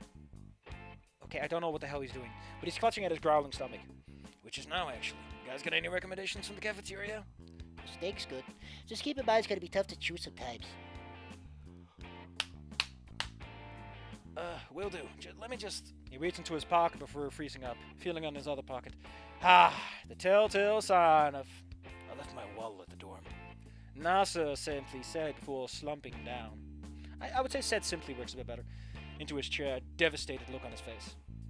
Well, damn, that's unlucky, I remarked as I brought my very own packed lunch, shrugging. All right, you can have half of my sandwich. Nasa looks at me, his eyes wide. Timber, his eyes wide. Huh? Are you sure? I'll never forget his brave sacrifice of his foot-long filly sub that he had split with me on my first day in Volcano High. Oh, Anon, stop swooning. Guess everything had come full circle for me to... Great if, like, Anon exists and Anon shows up and he repeats the gesture and Anon's like, oh, that's my boyfriend. Of course, man. You must be starving after running all day. I then handed him half of the ham and cheese sandwich. Can he have cheese?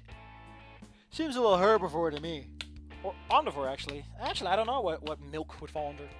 Thanks, A plop was suddenly heard at the table. Olivia had spontaneously laid an egg, apparently. Olivia, having silently donated her entire Ziploc bag from her lunchbox, filled to the brim with raptor-shaped dino nuggies, leaving Nasa stunned. You didn't really have to, Olivia. Oh, and take my drink too. Olivia added, rolling a can of soda over, Nasa catching it with a startled claw before it fell off the table. Okay, thanks, but... Ice cream. Warden simply announced as if casting a spell, claws outstretched as a covered cup. How many times have you used fucking claw, my man? Dang. Ease up. As a covered cup of vanilla cream suddenly appeared from the other. Why did your mom give you fucking ice cream for school? What? Either your mom is cool or fucking nuts. Now I just feel completely indebted. Nasa murmured, now staring at the entire lunch before the three of us burst into laughter. Now I'm sold, and Nasa ship search, go! Feel free to put it in the suggestions post. If you find a good one, at least. Nasa murmured, now staring at the entire lunch before him as the three of us burst into laughter. Olivia briefly looking at him with a small smirk on her snout. You keep describing it the same way. I hate it. You guys always this charitable? He asked. Yet all the while his tone sounded grateful. Well, to be honest, I just kind of jumped the bandwagon. Warden admitted. But I don't regret it.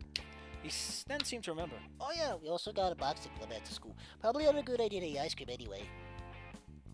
Boxing club? There's a boxing club at this school? Shouldn't Nasser be asking about... Because I always got the impression that Fang's obsession with Dino Nuggies is a bit longer than senior year.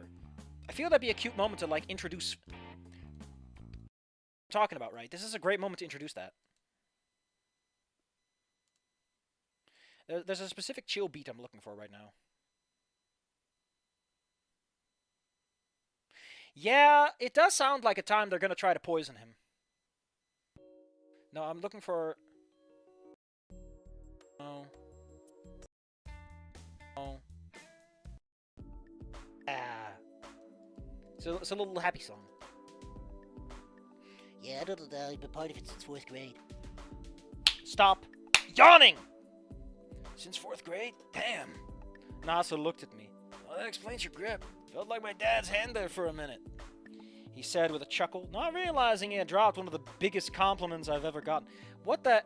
I mean, actually, yeah, that dad's pretty fucking big, though. Holy shit. Was NASA nervous? My grip strength with Mr. Ripley's... Just call him Ripley. Levels of powerful or Mr. Aaron. Mr. Ripley is incorrect. You do not use first names with titles like that. I was put in a brief existential out-of-body experience as I stared at my own hand. NASA looking back to Warden as his snout chomped on into his gifted sandwich. Wait, so, is everyone at this table part of a sports club? Doe nodded. I'm in badminton. Swimming, Olivia simply said. Wow, you guys are pretty Says the man who's literally like one of the top athletes in his school. Nasser complimented, gulping down on a fucking swallowing those nuggies. I rubbed the back of my neck with my claw. To be fair, we had to have an after-school sport beyond 4th grade, I explained. Mesozoic Private is one of those schools that advertises a fitness regime for its students. Nasser shook his head, taking a sip from the soda that Doe had donated. Ow! Hell, well, Volcano has got nothing like that. Although we do have a lot of clubs, none of them are mandatory. Nasser then paused. Oh, okay, Mom, it was technically a gardening club, but that's because it's a punishment for the tension. Oh, didn't I know it? Ah, no more smarmy interjections for me. It'd have been a miracle that my mother was less prevalent in this life, listening intently to Doe, Warden, and Olivia as Nasser continued. But thanks to that, Olivia's like #1 in the... I don't see Nasser as the kind to say, is like. He just says, is the #1. Olivia paused her drawing to murmur as she began a new doodle. Sounds kind of nice, actually. Yeah, Mesozoic Private is no such trophy. Warden snorted. You'd think it being built in the 20s would mean that its stuff would look kinda nice. But if anything, some of the classrooms look like they've been left alone ever since they've been built. Just absolutely dilapidated. Holy shit, he gets to talk. Oh my god. Listen. Arthur, you have more in your blood than I do. He totally is like, my boyfriend complimented me on my claws. And please put on some nail polish. It'll look darling. Actually, just do it in general, man. You're like dark green. You can make that work. Especially if your claws are that sharp. Give him some love. Give him a nice little... I guess everything has its upsides and downsides. Nasser said with a smile, now scooping in some ice cream with a small wooden spoon that came in the pack, before glomping his snout at... Jesus. He then seemed to notice Olivia drawing, his eyes blinking as he took the spoon back into his snout. What are you drawing? Oh, are you drawing? What else is she doing? Olivia suddenly flinched. Yes. She then paused. I mean, yeah. In a surprising move, she actually offered to... You want to see it? Olivia... You can't show your crush your porn of them. That is so awkward on a first not date. Oh boy. Better gotta reveal some of her power level. You're just jealous you didn't do it yourself, Anon. Obviously, it wasn't a real power level, knowing that the other notebook was back at the house. Oh, there we go. But the thing about Olivia is that she was kind of our resident shitposter, usually doodling what occurred at the table in her free time. Exposing NASA was either going to have him laugh out loud or extremely confused. And I know how painful the latter was going to be with trying to impress someone. The wooden spoon. So a lot of cups of ice cream come with this little wooden spatula spoon thing. It's not a spoon, it's just like a little paddle you can dip in there to eat it. It sucks. It's terrible. It's better to just carry a metal spoon in your pocket and lick it clean at the end. Trust me. That's a pro tip from your boy Safi. By the way, if you suckle on the spoon early, get it nice and warm, it scoops a little easier too. Because that way it can melt it along the way. It warms up over time, but the first few, it might help. Get that heat in there early so you can eat faster. Or you can take your time, it's up to you. Fortunately, it was definitely the former that had occurred. His cheeks inflating and snout letting out broken air before opening. Letting out Seriously, what is with this guy and repeating the exact same verb? It's getting worse. Like, this doesn't happen this much in the other ones, or hasn't happened as much in the other ones. Is that me? He pointed in the picture as I peered over his shoulder, noticing that Olivia had done a really good sketch of him running like a familiar blue... Who? Escaping a cage full of students in florist gear and yelling, You're too slow! Oh, it's Sonic. Get the fuck out of here. What the fuck is a Danogalerix? Oh! Ha ha! Very funny, video gamesman.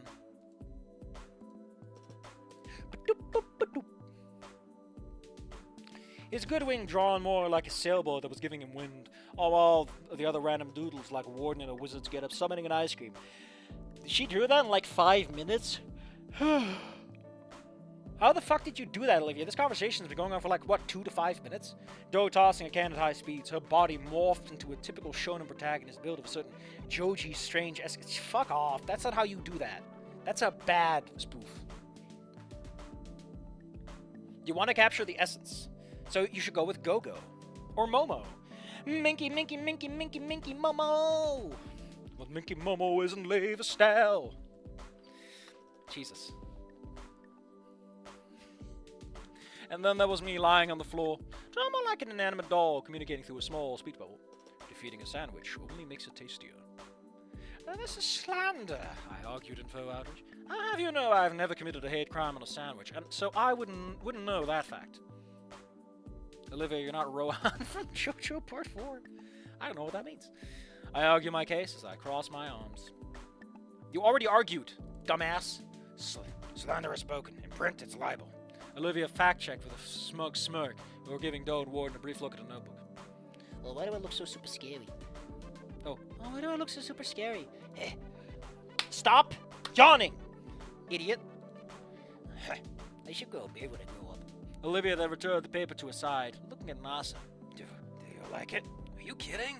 Nasser exclaimed. I love it! His snout opened with an enthusiastic smile. I just can't believe you do it in like, what, 5 minutes? Because she didn't. Because the writer is this is supernatural levels of sketching if it's any good. Like, I can sketch pretty fast in 5 minutes for 4 separate drawings is a lot. Jesus. That's like a minute per. You do know that, like, that's not how that works at all, right? Just in terms of setting things up. Also, this is based on things that happened at the table. While she was she was setting... What? And to have it look this good, are you... Hey, you just drew this amazing art in your notebook. Are you an artist? Jesus, you moron. The baryonyx paused, clearly overwhelmed having received all his compliments by a secret crush. A blush glowing on her cheeks as she looked down. Why can't I stop yawning? The baryonyx paused, clearly overwhelmed after receiving all those compliments by a secret crush. A blush growing on her cheeks as she looked down. Sorta. She said simply, before pausing, ripping the paper from her. Here, you can keep it. Get the cattle prod I got from the... It's a little crazy, but it might just work. What, seriously? Nasser asked in surprise, his claws gently grasping the paper as the pterodactyl looked down at him. Thanks. He then looked back up, a bright smile on his snout. I'll show this to my Parents tonight, and maybe Luke. Nasa then froze up, his golden eyes blinking as a cold comfort rose beneath my scales. My eyes closed, I resisted to let out a weary sigh. It seemed that the more things changed, the more they'd stayed the same. I'm sorry, Fang, Lucy, but I have the hots for Nasa, and then they dance like the Macarena or something, I don't know. The flamenco. Or a waltz. Either or. But he's not beating the allegations. The more things changed, the more they stayed the same. Because I instantly knew with those two letters where NASA's problems were likely coming from. Even if I didn't know the exact reasons as to why. Oh shit, it's Mr. Electric. I wish I could do a voice that high-pitched because I love that quote. Send him to the principal office and have him expelled! Who the fuck is a teacher called Mr. I mean, to be fair, Dr. Octave, name is Octavius Rex, or Rex Octavius, technically. I guess it's on me for giving teachers goofy names, as well. And have him expelled! Because okay, NASA's sister. Why are you describing her as Nasser's sister, man? You fucking kissed her. You had sex with her. As far as the story implies, she had some boat.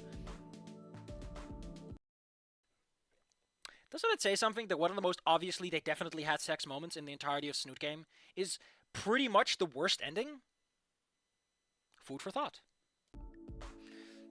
Or, I guess her name at this point, the one I'd read on her own tombstone, Lucy. I calm myself by slowly reopening my eyes, turning to Nasa, because my crush fills me with confidence. It's to see Nasa peering down to the table, with that distant look and a small frown he sported way too much for his own good. Olivia speaking up. You okay, dude? He looked at her. Yeah, I'm fine. I really, again, this feels like stage directions. You're having a lot of instructions on what people are doing that aren't really relevant to what the scene's trying to communicate. Yeah, I'm fine.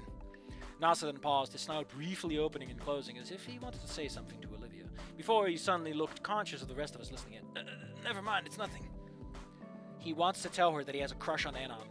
I told you, it's an Anon Nasser shipfic. I don't care that the tags up top say Fang Anon and Olivia Nasser. Those are wrong. F/M? Hell no. I will not listen to this slander.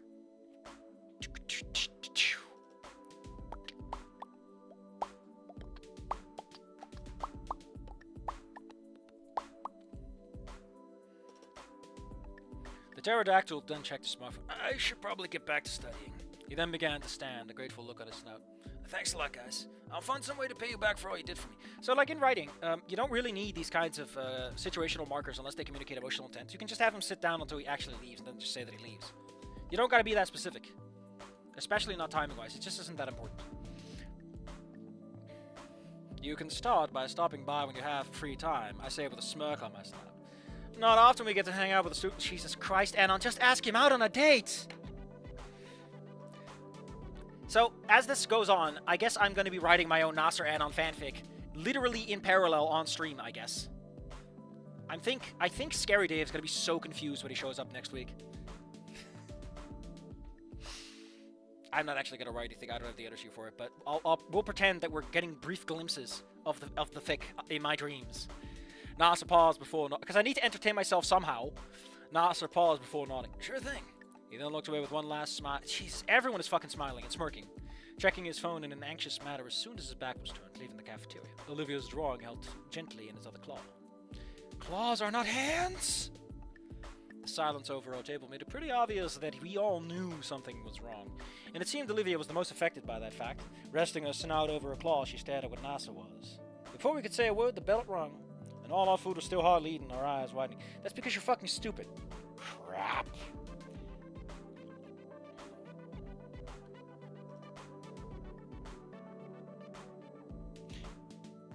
It's a Lesto lad and Clobber girl. By the power of love, I will defeat you, evil demon lord. The cringy dubbed dialogue from the anime. The type Stella would enjoy. Fill the living room of our house. Olivia and I watched on the couch. pulling away from each other to occupy the opposite ends. Hell yeah. I mean, what, are you gonna line each other's arms? With Dad coming back home late and Mom meeting some friends after... Safi, they didn't use leaving twice. With Dad coming back home late and Mom meeting with some friends after leaving some generous leftovers in the oven, Olivia and I spent the night just watching some crappy shoujo anime on the TV that neither of us knew the name of. It just happened to be on. That's a great way to describe TV you're watching. It just happened to be on. I guess it was pretty obvious that NASA's unhappiness was affecting even us now. That's because he's your boyfriend! Any normal person or dino would have probably not been bothered. They did not apply to us, seeing as Olivia and I had a serious connection to the gray and orange pterodactyl. For me, it was because I, quote-unquote, knew. I knew him very well. We had a lot of knowing going on in my bed living room, you know? And for Olivia, it was because he was her crush. A little spark, like NASA looking back at Adam. Oh, glazing slightly. Oh no, just a weird and troubling situation all around. I could try to fix it. Hold on, I need to turn on live chat because it was like, hey, do you want to see none of your chat? I could try to fix it, really push the subject using my knowledge of his own life to try and solve what had been bothering him. Except that didn't really feel right in the slightest. If not the absolute worst thing to do, even in a pervasive kind of way. NASA's issues were his own, and trying to take advantage of control was trying to take advantage of your foreknowledge and control was a recipe for disaster if I had learned anything from my past life. I mean, Naomi just sucked at it, truth be told. I mean, she wasn't even wrong. Don't forget that, like, even in the best ending, Naomi's control never really changes. Like, it led to something, so fuck off, Anon. She was right. I guess you're in the ending where that didn't amount to anything, but hey. And besides, he didn't look ready to talk about it yet. And at least not to me. I left my head from my arm, staring at Olivia as she slowly drew out a sketch that was completely unrelated to the show. Instead, working on another drawing of Nasser. I wish I could impress my boyfriend with art. However, this time, it didn't seem to be drawn with some fawning reverence for his athleticism or good looks, but rather how he was, sat at the table with a thoughtful frown. Guess you noticed he was upset too, huh? Olivia paused before continuing the drawing. Yeah. I paused before setting up to ask, I am the pause master. How do you feel about him now? Baryonyx held a piece of paper, staring at it for a moment. She then spoke. Nas is not perfect. Olivia slowly smiled. But he is pure. Say Gex 2. Prepare to Banned. Banned. You are banned. I don't... Get out of here. Be gone, evil doggo. I don't think anyone could have phrased that in a better way. Nasser was far from perfect for a pterodactyl who felt the need to be perfect, but he really was a pure guy. Ugh.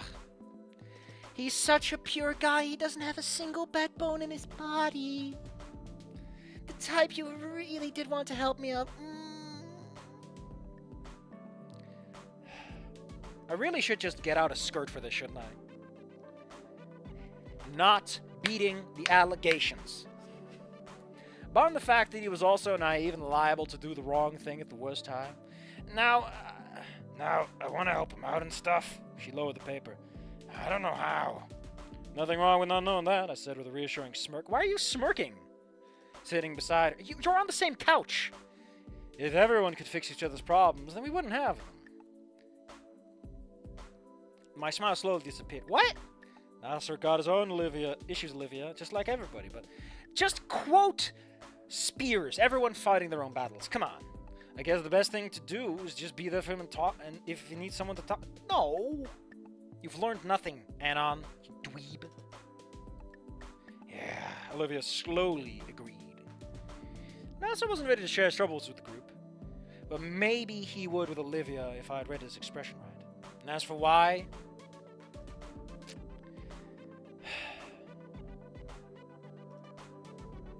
Like, Anon, there's not a defense lawyer on the planet that could protect you from the allegations at this point.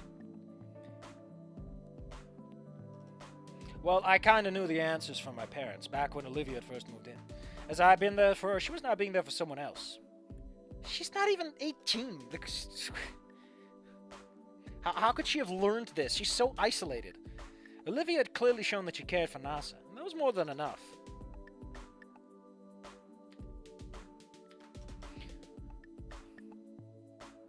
Oh, it's him.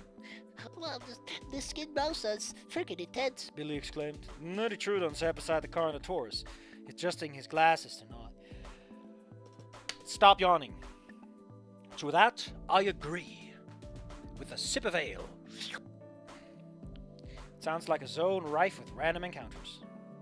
I rolled my eyes, taking a sip from a soda can as I listened to the exchange, refusing to think up any smarmy comments in my head as Olivia quietly drew in a notebook. NASA scratched the back of his head bashfully. Okay, well, to be honest, I'm just telling what. Okay, Anon, you've lived there. Still, that's insane the neighborhood actually exists. We got nothing left. Oh.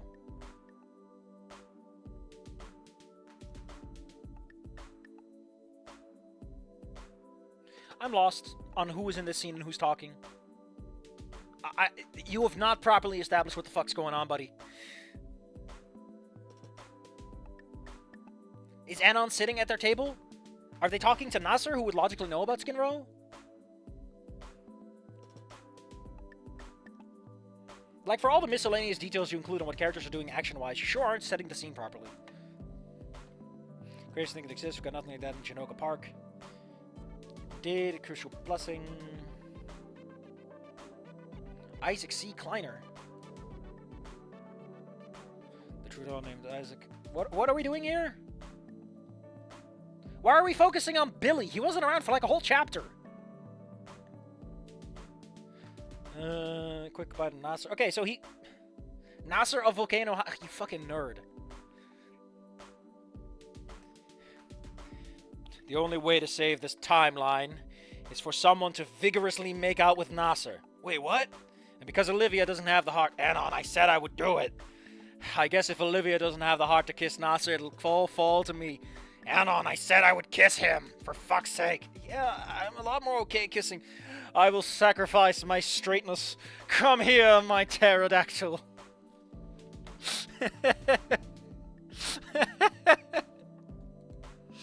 Oh no, Anon, you fool. Let's put on a different song, I'm a little sick of it. Well, of course, Stacy, cool meeting you, dude. Cut the short, ice cream, with those two gone, left Olivia on. Okay, so they're all sitting at the same table, I guess? Which reminded me, where the hell are Doe and Warden? I couldn't remember the last time they were absent from the table as Nasser spoke up. You mean at the table when Nasser was there, or just at the... whatever. Head turned to me. This is such a weird framing. Like, I can deal with bad writing, okay? I've got a bunch of them, but at least they get the core right. This just goes places without needing to be there. Stop buying train tickets to places you shouldn't be. I gotta say, I'm surprised at how many students came by to visit and talk. I didn't think this was a popular table. What's that supposed to mean? I asked, giving a serious look as the paradox. Sorry, I didn't mean, I then laughed, dropping the act. I then dropped, laughing the act. I'm just messing with you, bro. Nasser let a sigh of relief. You're right, though. We're not the popular kids clique. If anything, we're more like the B clique. The B stands for baryonyx. Sorry, Anon. Nasser briefly looked at her before turning back to me. The B clique? He asked as I nodded. Yeah, we just chill out, and, well, the other students kind of come to us and hang out because of that. I explained.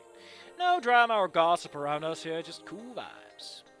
I mean, to be fair, half of your group doesn't seem to have a personality. One of them is just a very private porn artist, and you're Anon, so I don't know what to tell you, buddy. God, the mental image of, like, the scene where it's like someone has to kill Nasser to save the universe, and Anon is just, like, insisting. Cracks me up. Just the funniest shit I've ever seen. Ugh. It's not the funniest shit I've ever seen. I just think it's very, very funny. Because it's a good subversion of expectations, and it's a scene that's trying to take itself a little bit seriously. It'd also be a great time for him to reveal that he's actually a time traveler, and already knows Nasser, just so that the kiss is extra awkward. And I don't think I can actually consent to this in a proper way. I mean, you are a Time Lord, and that's like a big difference. Actually sounds nice. I can't think of any such group existing back at art school. A lot of students in Volcano High are either obsessed with being popular, or want to do nothing but tear this down. I mean, we don't really see a lot of other students at Volcano High, probably because of budget reasons, but you know. I quietly grimaced, knowing a bit about what he was talking about. First thing coming to mind today was the boom drama played in the auditorium. Although their music wasn't very good, the absolute ridicule they faced was staggering. Even for me, contributing to the laughter, back before I even knew Fang. Closed my eyes, resisting the urge to sigh as I reopened them. Olivia speaking up. Damn, you're making your school sound pretty fucking shitty. She brutally noted. Nasa studied. Well, I mean... He then looked down. Probably making it sound worse than it is, but I will admit you guys have it a lot better here. Especially with regards to popularity. To be fair, Olivia nodded her snout to me. the movie we made in 5th grade gave us a boost, especially in the credits when Anon played guitar. Olivia, you have failed your mission. With this deviation from fate, the thread of prophecy has been severed. Restore to a previous save, or wander in this doomed or persist in this doomed world. My apologies for my quietness. Scary Dave is living in the worst timeline I see. Poor guy. Pats for Scary Dave. Pats for Dave. Maybe you should talk to Crazy Dave. I heard he has a time machine. Might help. You guys made a movie? Nasser asked before turning to me, his gold eyes wide. You know how to play guitar? Hey. Anon's about to use an adjective. It starts with a B. Which one is it? After he gets a compliment from Nasser. You have 1 minute.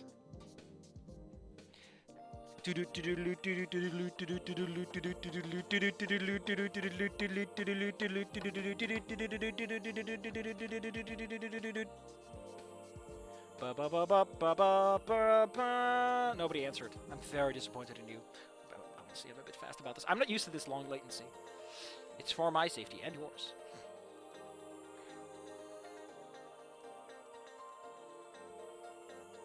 I had a wacky dream last night. It was weird.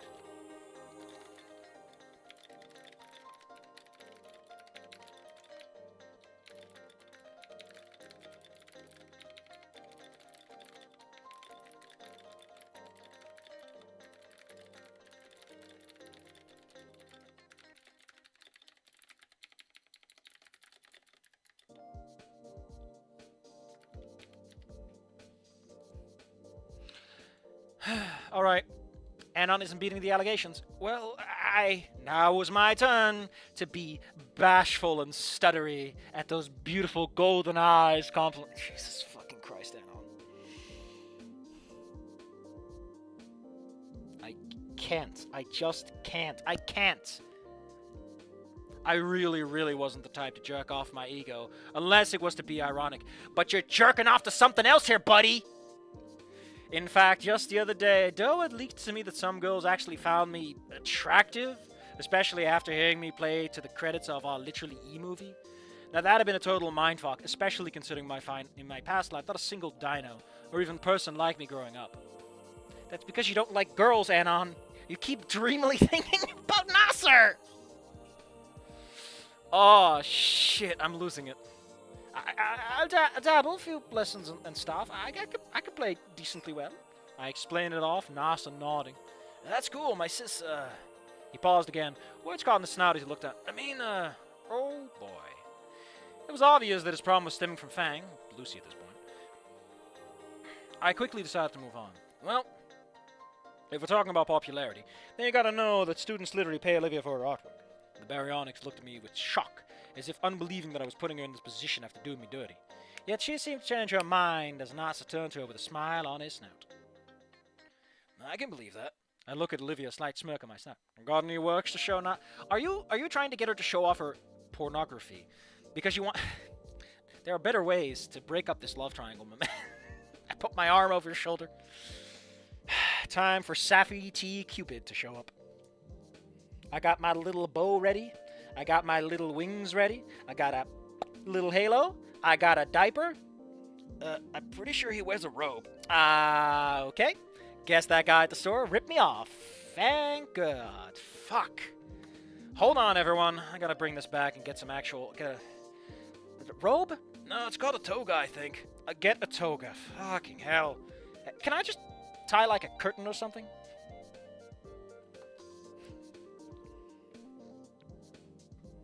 God damn it, I even managed to find wings that actually work. If I had a nickel for every time a character is named Lucy, I'd be rich. It is a bit bland. I mean, to be fair, the reason it's bland is because they, you know, every part that Volcano High didn't contribute to, you can see the drop-off in everything. After Nasser rejects Anon's advances, he runs away crying. He's distressed. He climbs on Mount Abbott where he falls. Fuck you, Senator. Fuck you. That's so... I love it. That's the Snoot Game Undertale crossover we need. Underground, he learns that he is a gamosexual. It's a sad story. He might kiss a skeleton. He just might. He'll definitely try to kiss Asgore. Asgore, if I've learned anything from my time in the underground, it's that every problem can be solved by kissing a guy. Really? I was under the impression that murderous violence did pretty well too. I probably should have practiced fighting a little bit more then. She seemed to realize what I was planning, awkwardly fidgeting with a pencil before nodding. Yeah, I got a few. Olivia then looked back, turning a page to show some actual sketches and colored. And colored? And colored works, or renders. Really fancy artists call them renders. Nasa attentively watching beside her as she looked over the page, listening to her explanations. Actually, because Olivia's smart enough to keep her pornography separate from everything else, she can just make pages go as she wishes. Maybe I would have to step in and try and coax something from NASA, because whatever the matter was with Fang was really starting to be taking it. So he's not even at home, unless he's taking that 2-hour bus ride every day. There will be a talk, right after I went to the bathroom. Oh, so he is jerking it. You know, like jorking it. You know, like... I love that meme. It's so dumb. Hold on. I want that jorking it meme. It's so dumb. My penis. Ooh, it's so bad. Oh.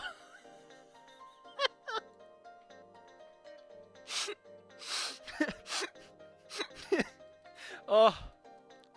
I'll be honest. I'm glad I could do this because this fucking bullshit's picking up. Not in an intended way, but you know what they say.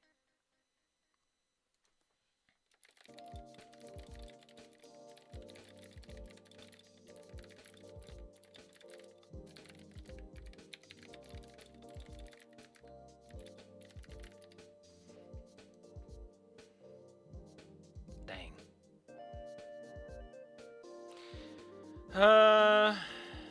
Oh shit, someone's making Pride Heart cookies. Dang, those look neat. I hate the bisexual flag though. It's the worst of all flags. Why are they using those colors? Gross. Ah shit, I didn't spend enough time on Tumblr. I missed all these cool posts of people complaining about D&D. My life ruined. Hold on, I was looking for the Jorkin, because I know that on here someone posted it, and it's the funny one where there's like a weird background and stuff. I can't find it. Not quickly enough for this to matter. Oh, someone's rubbing a rat, though. Dang, look at that rat. Yeah. Get a load of that fucking rat, man.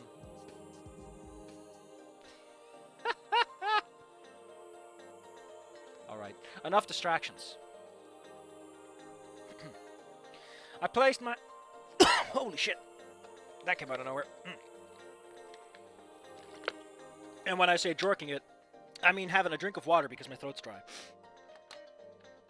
Right after I went to the bathroom, I placed my soda down and silently took my leave, walking down the cafeteria, my thin tail lazily swaying behind me. Right as I was about to reach my destination, I felt a claw grab my camo jacket. What?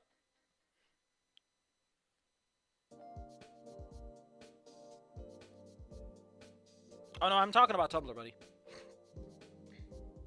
I don't like the bisexual flag, okay? It's a really awkward combination of colors. Red and purple might be close together on the color circle, but they're not... They're such gray and drab colors. Like, I'm fine with the core idea of the flag, but it's so lifeless and bland. Give me the pansexual flag. That's a fucking killer. I will fight bisexuals For being, oh, we're so special. Huh. What do you think biphobia comes from? It's because your flag sucks. Buddies. Actually, biphobia has a lot to do with, people being a little annoyed that bisexuals can pass, as it's called. Or, they're promiscuous or other stuff. There's a lot of stuff that comes their way. The flag doesn't help, though. Look at us, we're special. Our flag doesn't follow any of the fucking conventions.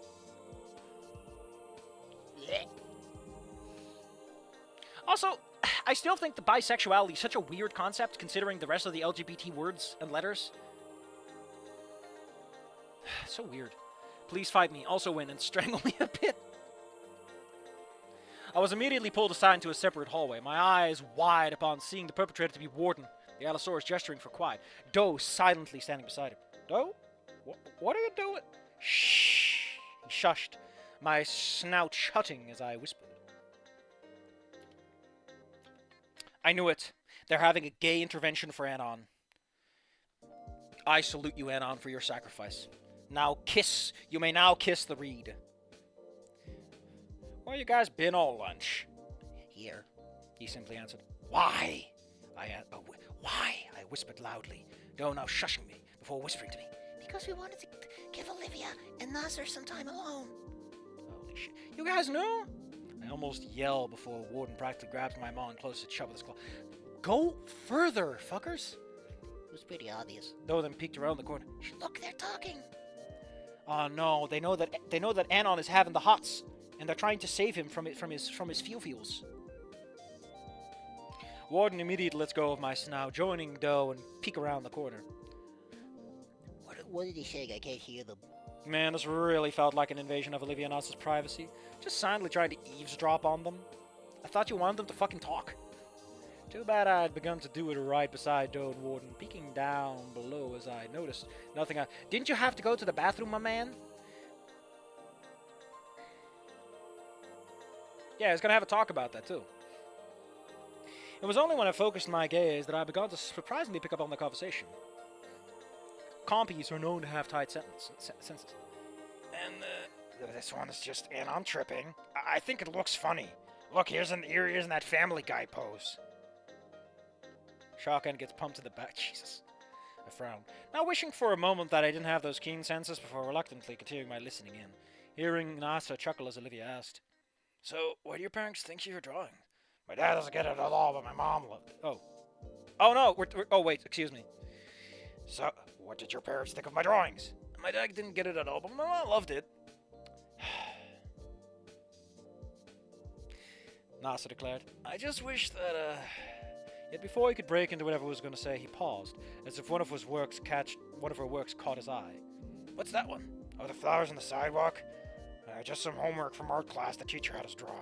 Cool, that's just, He then paused. Invoke Alderablos, because the city was actually built on fertile volcanic land. Wildflowers easily grow from cracks in the sidewalk. Really? That's not how you build modern streets, my man. Seriously? Then that could have been the reference photo I was given. Maybe. There was a pause. Why are we doing this? Can't we just let them have their cute little talk and then we reference it later by Olivia telling us or Nasser telling us or just having a different POV character? I don't know. Why are we doing this fucking spy dish shit? There was a pause before Olivia. Are you homesick, Nasser? So is he has a dorm here, right? He doesn't have a dorm here. Because if he did, what? Are his parents here too? Are they okay with that? It's a 2-hour bus. I don't even know, man. Damn. Olivia could be quick and to point with her words at times. Quick and to the point with her words at times. Nasa, no, I was just, There was a pause before I heard him sigh. Do you have siblings, Olivia? My eyes widened, pausing before answering. Kinda, yeah. Kinda? Anon is, my sort of brother. I blink at that, a small smile building on my snout. Construction complete. New construction options. Too bad it seemed Nasa didn't get it. Nasa shook his head. No, I mean like a real sibling. Who lives with you? Oh my god. I mean, if it's fertile soil, then... Oh, Jesus, man. That's how you pay 1,000 times more on road maintenance. Jesus. In the Netherlands, everything is just sand. Everything gets filled up with sand. Lifeless, boring sand. Yeah, Anon. I watch as Nasa tilted his head. I live at his house. His parents take care of me and stuff. What? Why? Nasser, you're not 5.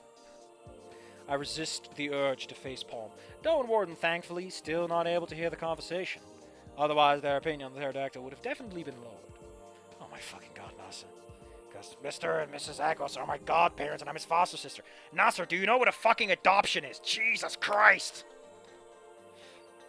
I hate sand. Sand gets everywhere, but it doesn't grow through cracks. Olivia then seemed to not take any risk in misunderstanding. My mom and dad died in a car crash. Fuck! What is a car, and how do they crash? Holy shit, I'm in love with a himbo. Anon's heart grew 5 times. Oh, he's an himbo. My him. He is not beating the allegations. I could imagine the amount of things going through Nasa's head as his snout seemed to tighten in horror. A golden eyes wide. He then tightened a claw behind his head, suddenly finding the table more interesting. Before seemingly realizing that he had done a disservice, looking back to Olivia. I'm so sorry, Olivia. I didn't mean to. It's cool, dude. I mean, it wasn't cool when it happened, but, She shrugged, Nasa nodding as he got the point. Anyway, what were you gonna say? So, Shalonians don't care about biological parenthood at all. At least culturally, it's considered a taboo to give a shit about your biological parents. Your egg goes into the hatchery because someone makes some eggs and they just shove them in there, and then someone comes and pick them up.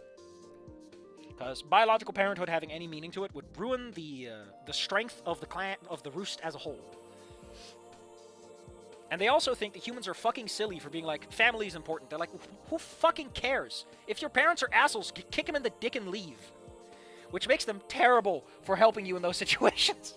Because their advice is just gonna be, fuck them. Get new people. Which doesn't always work. And Nasser's an idiot, but he's my idiot. Hell yeah, Arthur gets it. Arthur is here with me in rom-com land. They will, they won't, they will last for 5 more years. Anyway, what were you gonna say? I guess I just wanted to ask if Anon ever just act like you don't exist. Oh, jeez. Making the mother of all omelets over here, Jack. Can't fret over every egg. In the end, I'm standing here. I just realized Anon could be Darth Vader. Sorry, my asthma. Oh, jeez. A picture started to paint in my head, remembering the rocky relationship between Nasser and Fang Welted Sr. Are you asking Olivia if her relationship with her brother is fucked up? That's such a weird thing to ask, you jackass. What was going on in the household of the Aarons? What's going on with Nasser and Fang at this point? Oh, never? And have you ever acted like he didn't exist? Dude! She gestured to a book. Have you seen how many works I have of Anon? He's like a fucking source of inspiration to me. You don't know what adoption is. You don't know what godparents are. What is wrong with you, Nasser? Are you just looking for someone you can rant at? Because just rant already. Jesus. I took that as a compliment, as Nasser seemed to consider it. Just fucking ask, Nasser! Jesus!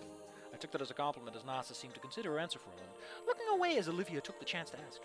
Is that what your siblings doing to you? Is that what your siblings doing to you? Just completely ignoring you? It's complicated. Define complicated. The pterodactyl turned to Olivia. I mean, he then sighed. I just don't know where to even start. The beginning?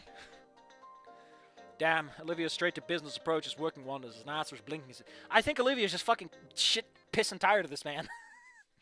I guess when we were younger, Lucy... Your sister? Yeah, my sister, Lucy. My cousin, Throckmorton. I love Throckmorton! I need to look up the quote. It's art. Oh. I don't think you understand.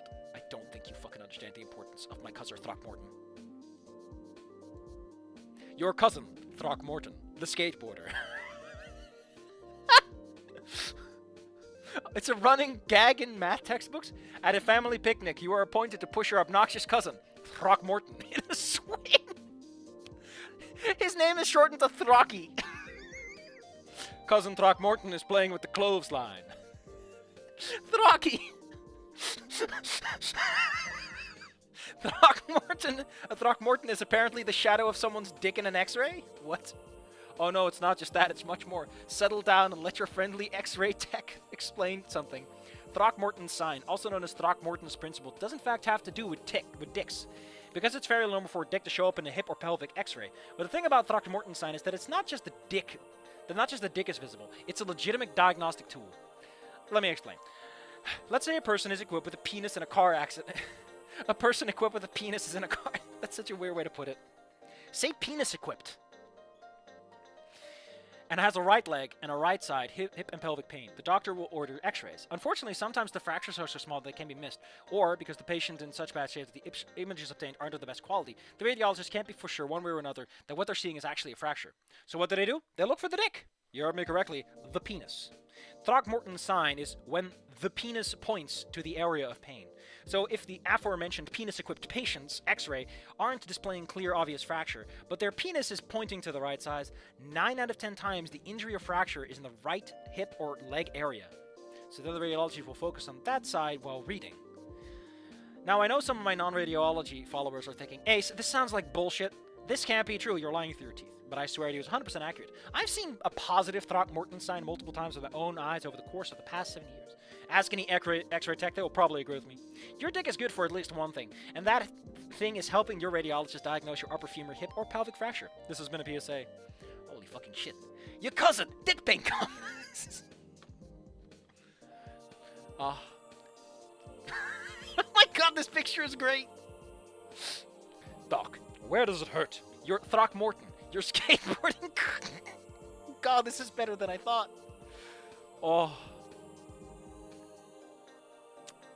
Nasser. You were supposed to You were the chosen one. You were supposed to destroy Naomi, not join her. Anon. I hate you. Nasser. You were my dweeb, Anon. I loved you. We were gonna kiss on the bench. Okay. My sister, Throckmorton. Anyways, she and I were at the top. Really? Like, this was Lucy's thing to explain, and I got the feeling that Nasser never cared. Anyway, she and I were at the top of the bluff that Vokadir is known for. It's more like like a cliff slope. Cliffs are not slopes, that's why they are fucking cliffs. With a lake at the bottom. You mean the ocean. And I asked her if I could fly. I'm pretty sure it's the ocean, or a sea. His good wing extend as if to make a point. But our wings can't really support our body weight, at least not from great heights. Because she didn't know it at the time either, she said, of course. Why are people hearting? What are these hearts for? I was absolutely stunned by how sexy he is. Oh, baby. I forgot what that man said. Austin Powers. Shagadelic, baby. I had never heard the full... You did, didn't you? Never knew the reason as to why Nasser had a broken wing, but no, oh yeah, because he's the bad ending guy, which made me wonder why I live. Stop hearting. I can't see through all this approval. Why is it so hard for people to make ribs? What a comment to get from a friend. I wonder if one of my other friends is around again, because they went to bed really late and I yelled at them.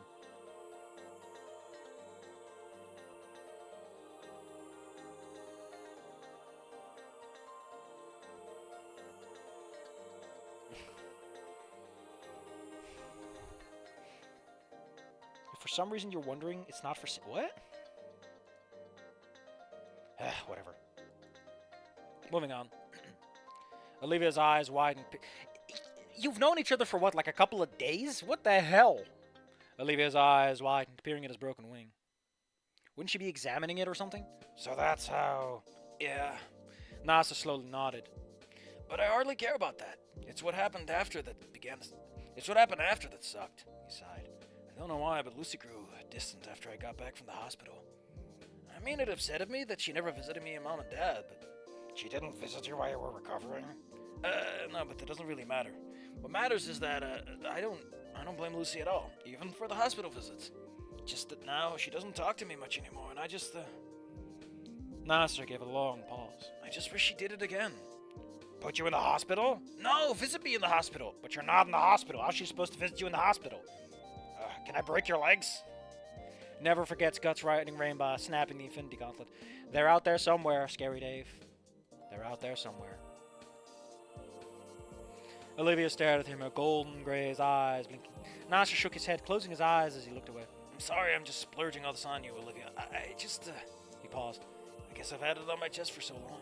Not being able to talk about it to anyone. Not even my parents or my friends. And Lucy, of course. What made it all the heavier to hold it? The pterodactyl looked up at the ceiling. Every time I call Mom and Dad, I ask if Lucy wants to talk, but she never does. And now that I'm here, far away from home by myself, I never felt more... He shook his head, his snout closed tight. Alone. Alone. Alone. Alone. Alain. Alain. Alain. Man, they really captured the vibe of that fucked up Squidward episode. Jesus. I guess that was the full picture of Nasser's troubles. Putting into perspective how far along trouble had begun far before I ever arrived at Locato High. It was illuminating in a way. Admittedly, for the moment, it felt as if my mind was coming up with two decisions as I watched, trying to decide how to proceed like some visual novel. What lesson are you learning, Anon? What? Fuck off. Shoo. Be gone. Interrupt or don't... Put some fucking brackets here. Some angle brackets. They're perfect for indicating that a choice is being made. And I stay where I am. A small smile on my snout. I believed in Olivia, but I definitely didn't anticipate what she would do. Olivia hugged Nasser. Joe let out a gasp and Warden looked taken aback, neither thankfully knowing the context of what I looked in on. Blinking. As for the pterodactyl himself, Nasser looked positively stunned. His golden eyes were wide and arms open away as Olivia quickly separated, awkwardly peering down and leaving a gentle claw to rest on his shoulder. Sorry, it just looked like you needed one. The baryonyx then peered up. The Anon is becoming self-aware. We're going to have to put him down. Have we considered the legality of killing an artificial intelligence achieving near sentience? As long as we're below the Markov level, we should be fine. I will tell the nerds to take care of business before that happens. Correct. To be honest, I don't have any idea what to say. I just don't know enough about your family, about Lucy, or well, maybe about you, or even about you to an extent, Nasser. I just don't know the full picture, and even if I did, I don't think it's my place to tell you how to feel, because, all what you said really does suck a lot. Nasser blinked, Olivia continuing. But, despite all that, Olivia showed the warmest smile I'd ever seen her give. I'm really glad you told me. He then gave a warm, determined look in her eyes. You have Anon, though, Warden, and me, to keep you company while you're here, so, don't feel alone, okay? Nasser paused before returning the smile, his golden eyes looking into her grays as she gently placed her own claws up his shoulder. Anon blissfully sighs as he wishes that was him. Cool. Olivia then paused, a blush on her cheeks as she separated her claw, peering away. I gotta ask, though. Oh, wait, no, he says, I won't. And then she says, cool. I gotta ask, though. Why'd you tell me all this of everyone around? All I know is Anon probably wants to bone you. Like, wants you to bone him, like, a lot. What? Like, a lot. Like, I could show you all of my porn notebooks and it still would not compare to the shit that man's talking about when he sleeps. Why are you listening on your brother when he sleeps?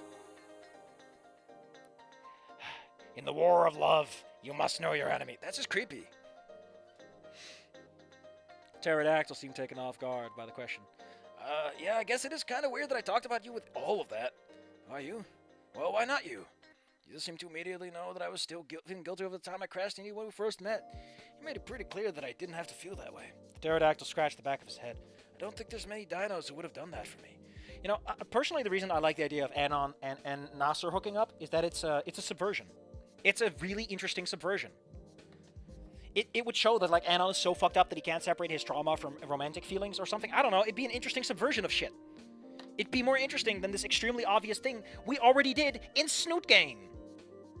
Like, this is just Olivia is doing Anon's scene. Why are we... Can't we just summarize this sequence? Just say, oh, they talk about something for a while, Anon looks, Nasser looks upset, Olivia looks confused, and then they hug. We don't need to know this. Olivia can just say, oh, he talked about his sister and an accident that happened. And then you can just say that Anon knows that part of the conversation. You can just, what the fuck? Why are you being this wiggly about it? Olivia paused for a moment, and then she began to laugh, much to our confusion, with Nasser tilting his head. Dude, She looked down, recovering with a smirk. you got some low standards. Well, Nasser looked slightly offended. I don't know if you're that low of a standard after all, Olivia. And now it was Olivia's turn to look for... You're all the way over there, motherfuckers. Jesus. This is so awkwardly written when you remember the framing being used. Her eyes wide as she looked at Nasser. This motherfucker is hearing these guys quietly whispering sweet nothings to each other. What the hell? You're quiet, reserved, kind. I nod in agreement. Nasser dropping some pretty good lines, spitting straight bars. Straight to the point, and you have beautiful, silver eyes. I continue, nodding before frowning. Wait a minute. You're supposed to compliment my green eyes. Those beautiful emeralds, those grassy fields, those green marbles in the stars. Not those stupid moonlit spheres. I continue nodding before instantly frowning at what? What the fuck? Olivia's tail had smashed against the floor, making everyone jump from impact. Even nearby students were sitting at other tables. The tension briefly turned before slowly turning back around. Nasser had frozen up, his golden eyes blinking before a redness seemed to rise to his cheeks, his good wing unconsciously drifting to obscure some of his body. Almost like how Fang would do when she got flustered as the pterodactyl realized what he had said. It's a boner, Anon. He's like a young teen. Shit happens, okay? He's having one, and you wanna know why? Because he's realized how fucking stupid he looks. Like, he just trauma dumped on someone he barely knows, and then tells them, oh, I trauma dumped on you, but you're a really low standard. Like, Jesus, Nasser, you're a fucking idiot. This is why you should hit up with Anon. Because Anon over there, he is the actual low standard you're looking for. I mean, Anon looks like a goddamn Chad, apparently. He's tall, tan, and handsome. God, the fucking mixed messages are hilarious. Couldn't get more static if you tried. My poor friend is still struggling with terrible ribs. He is just riding up a storm about how bad these ribs are. He has ordered. Oh, poor guy. Everyone give him pat pats. Pat pats for my poor ribs guy. I think I'm gonna do one more cut. And from here, we're just gonna finish up. We got through chapter 8. Picking up the pace. Or maybe it's just getting really, really decompressed. I mean, his eyes nervously scanned around, clawing to figure out his phone. I should probably go train. He then stood up for Olivia to do the same. Wait, before you go, I want you to have this.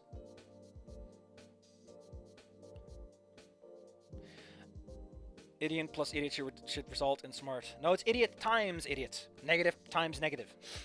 I learned that from Ned's survival guide. You want 2 depressive people to make 1 positive pairing.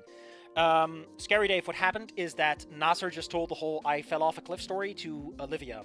And Anon heard it with his magical spy radar dish ears for no fucking good reason. Because this writer has no fucking clue how to summarize things that people who are reading this already know and don't need to be repeated. Like, it's just bad. It's just really awkward how the scene is framed and written.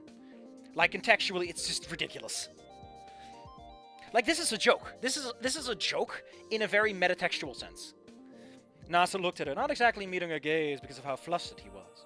And then his blush grew tenfold as the baryonyx wrapped the pterodactyl in another hug. One last hug for the road, she murmured. Also because I felt like it.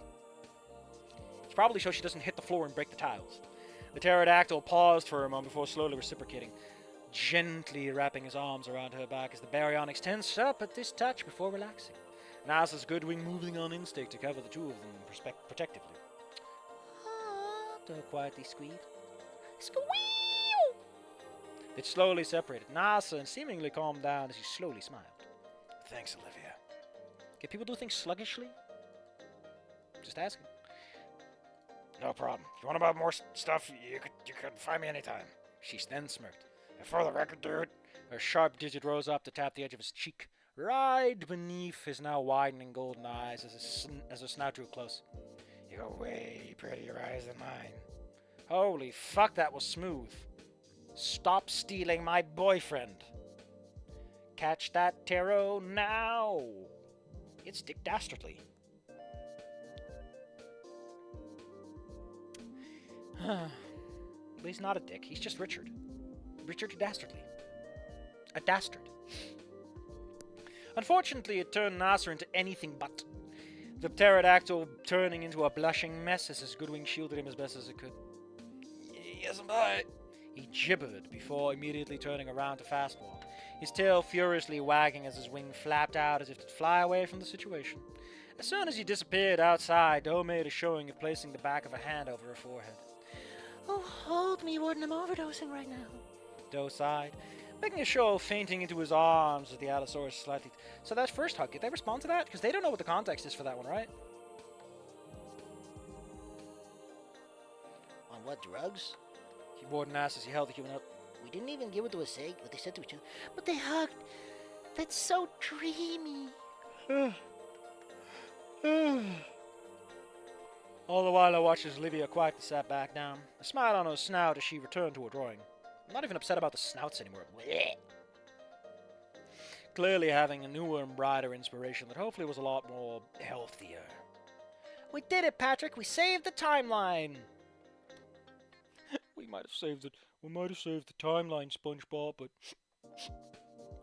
I never got my wing hug. But I guess the best thing to come out of all of this? Nasser got something heavy off of his chest. And I couldn't have been more proud of Olivia for helping him to do so. I had a feeling good things were coming over the course of the Meteor Bowl. And after that, I went to the bathroom. Ugh. And my eyes are full of tears. The reason I had even left the table in the first place is I hobbled away, my bladder now threatening to commit a hate crime on my pants. A bit of Nasser, okay. Spanish Snoot Game loves it. Everyone wrapping up their midterms, such a cute chapter, okay.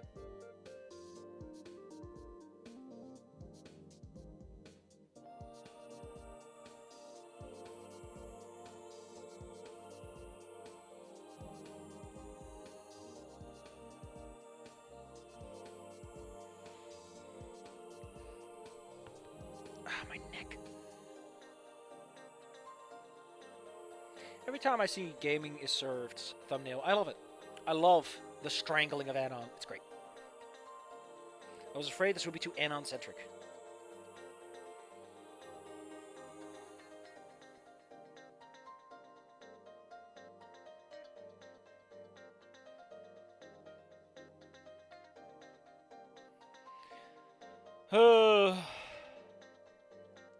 October 2023. Huh. So let's take a look at the comments of the next one. Next one is called Creating Moments, but we'll do that next week. Very masculine boy screams. I'll be honest, I don't know if it's just how the text is structured, but fuck if it's not decompressed as hell. I have a good feeling about this. Congratulations, Anon, you doomed us all. Thanks. Maar hij moest heel erg huilen.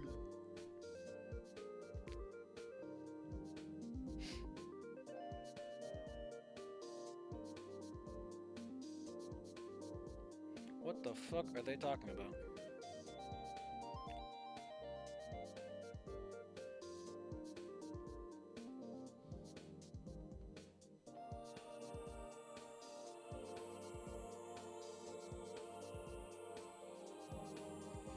Since this chapter Anon's in 7th grade, according to the wiki, 7th graders are 12 to 13 years old. That means that Nasser is 10 to 11 years old. What? So yeah, imagining Ed telling a 10-year-old Nasser not to fuck with is rather hilarious. What is going on? People are thinking too hard about this. Oh no! I wasn't sure what Nasser's age was relative to Fang. Pretty sure they're in the same fucking year, so they're probably like a year apart at most.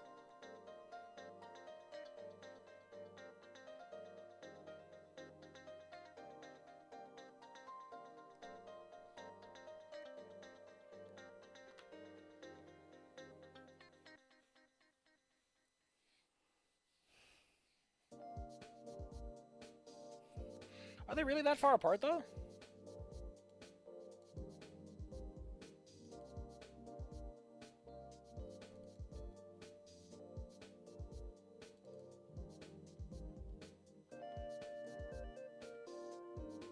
Oh!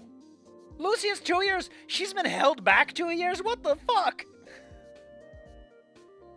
Holy shit. Nasser skipped classes. I always thought it was like in his finals, right? He's there at the bonfire, right?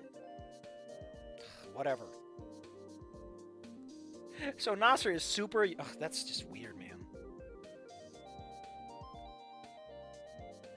A freaking rat and his robot companion get omnipotence, but not exact power skills Safi's ultimate form. I don't even know what my ultimate form looks like, let alone what it's capable of. I don't want to think about it. It's terrifying to me. I'm spooked.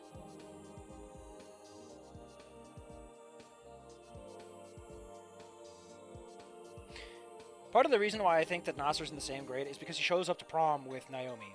So one of them has to be in final, you know.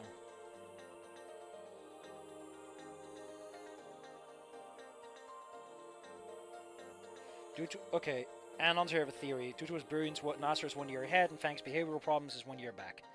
That works. However, if Nasser is held back a year, that makes Naomi kind of weird. Because 2 years in teenager years is a lot. That's too much power level, Olivia. I'll be honest. I'll be fucking honest. I don't know if this is great. I'm having fun in spite of it.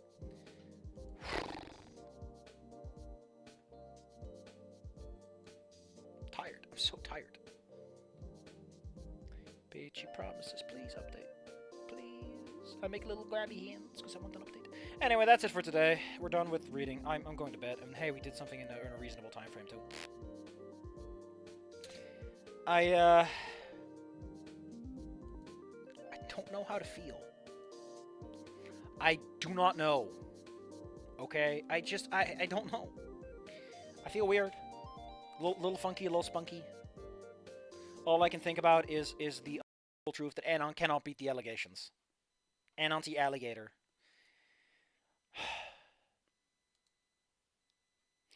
It's because it's a fun twist. That's why I'm clinging to it so hard.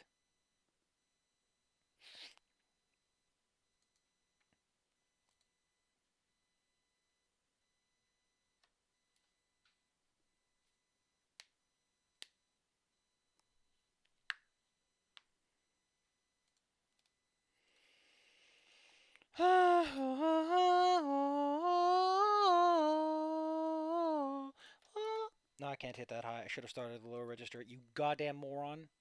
You bingus.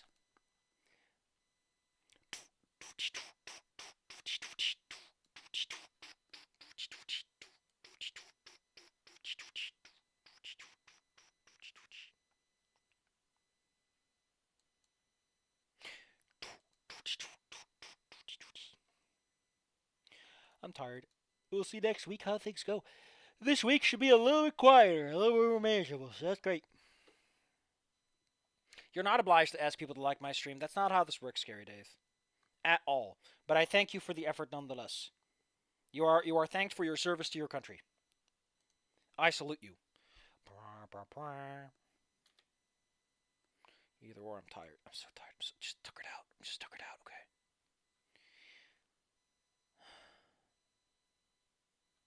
Just a little tuckered out.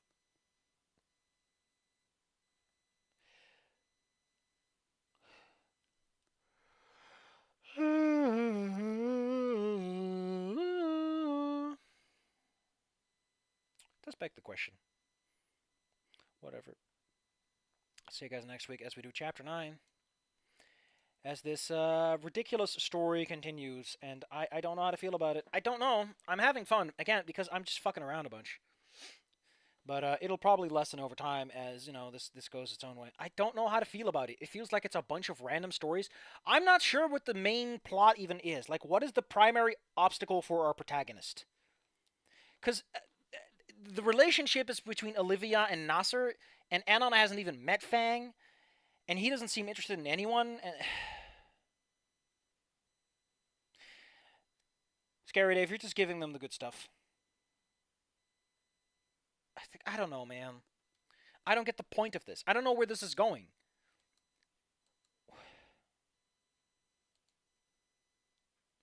In de griezelbus, in de griezelige bus. Zitten vier gesproken, is het hier lekker knus. It's easier for me to sing in Dutch with my Dutch vocal cords. Also, it's easier to sing deep. I wish I could get that audiobook, though. Go back to the past.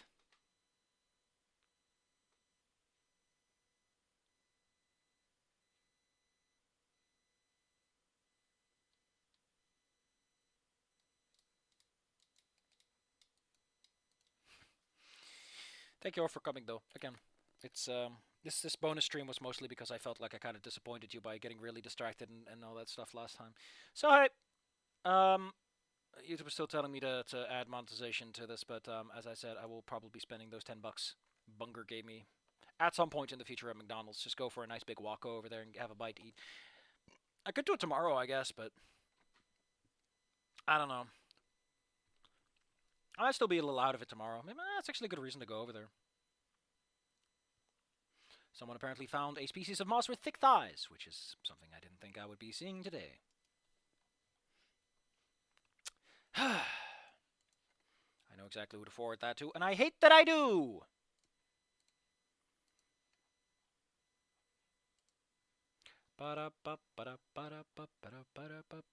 Ebony Cat Juno. Owls fill the skies during the Kami War, harbingers of darker times to come. It's just a fucking cat, man. Calm down. What's this bunny? Jump scare warning. Oh no! Poor Bingus! Oh. I'm still streaming, I know that. I'm not stupid. I'm just being a little weird about it. You need to accept that. Contrary to belief, there are only 4 kinds of bats. Interesting. In the Griezelbus, in the Griezel. See you guys next week. Remember to show up on time. Kind Snoop Bro, support this guy by a like or near me. You can support me by giving me $50 or fractions thereof. If you give me more than $50, I have like one of those Legend of Zelda rupee wallets. It just overflows. It just falls out of it just like you put in a $100 bill, it just magically pops into 2 $50 bills, and the rest just spill over the floor. And I have to get on my hands and knees, picking them all up. You know the exact meme I'm talking about. It's like, no, my dollars. Oh, my dollars. I want more these dollars. Poor little guy.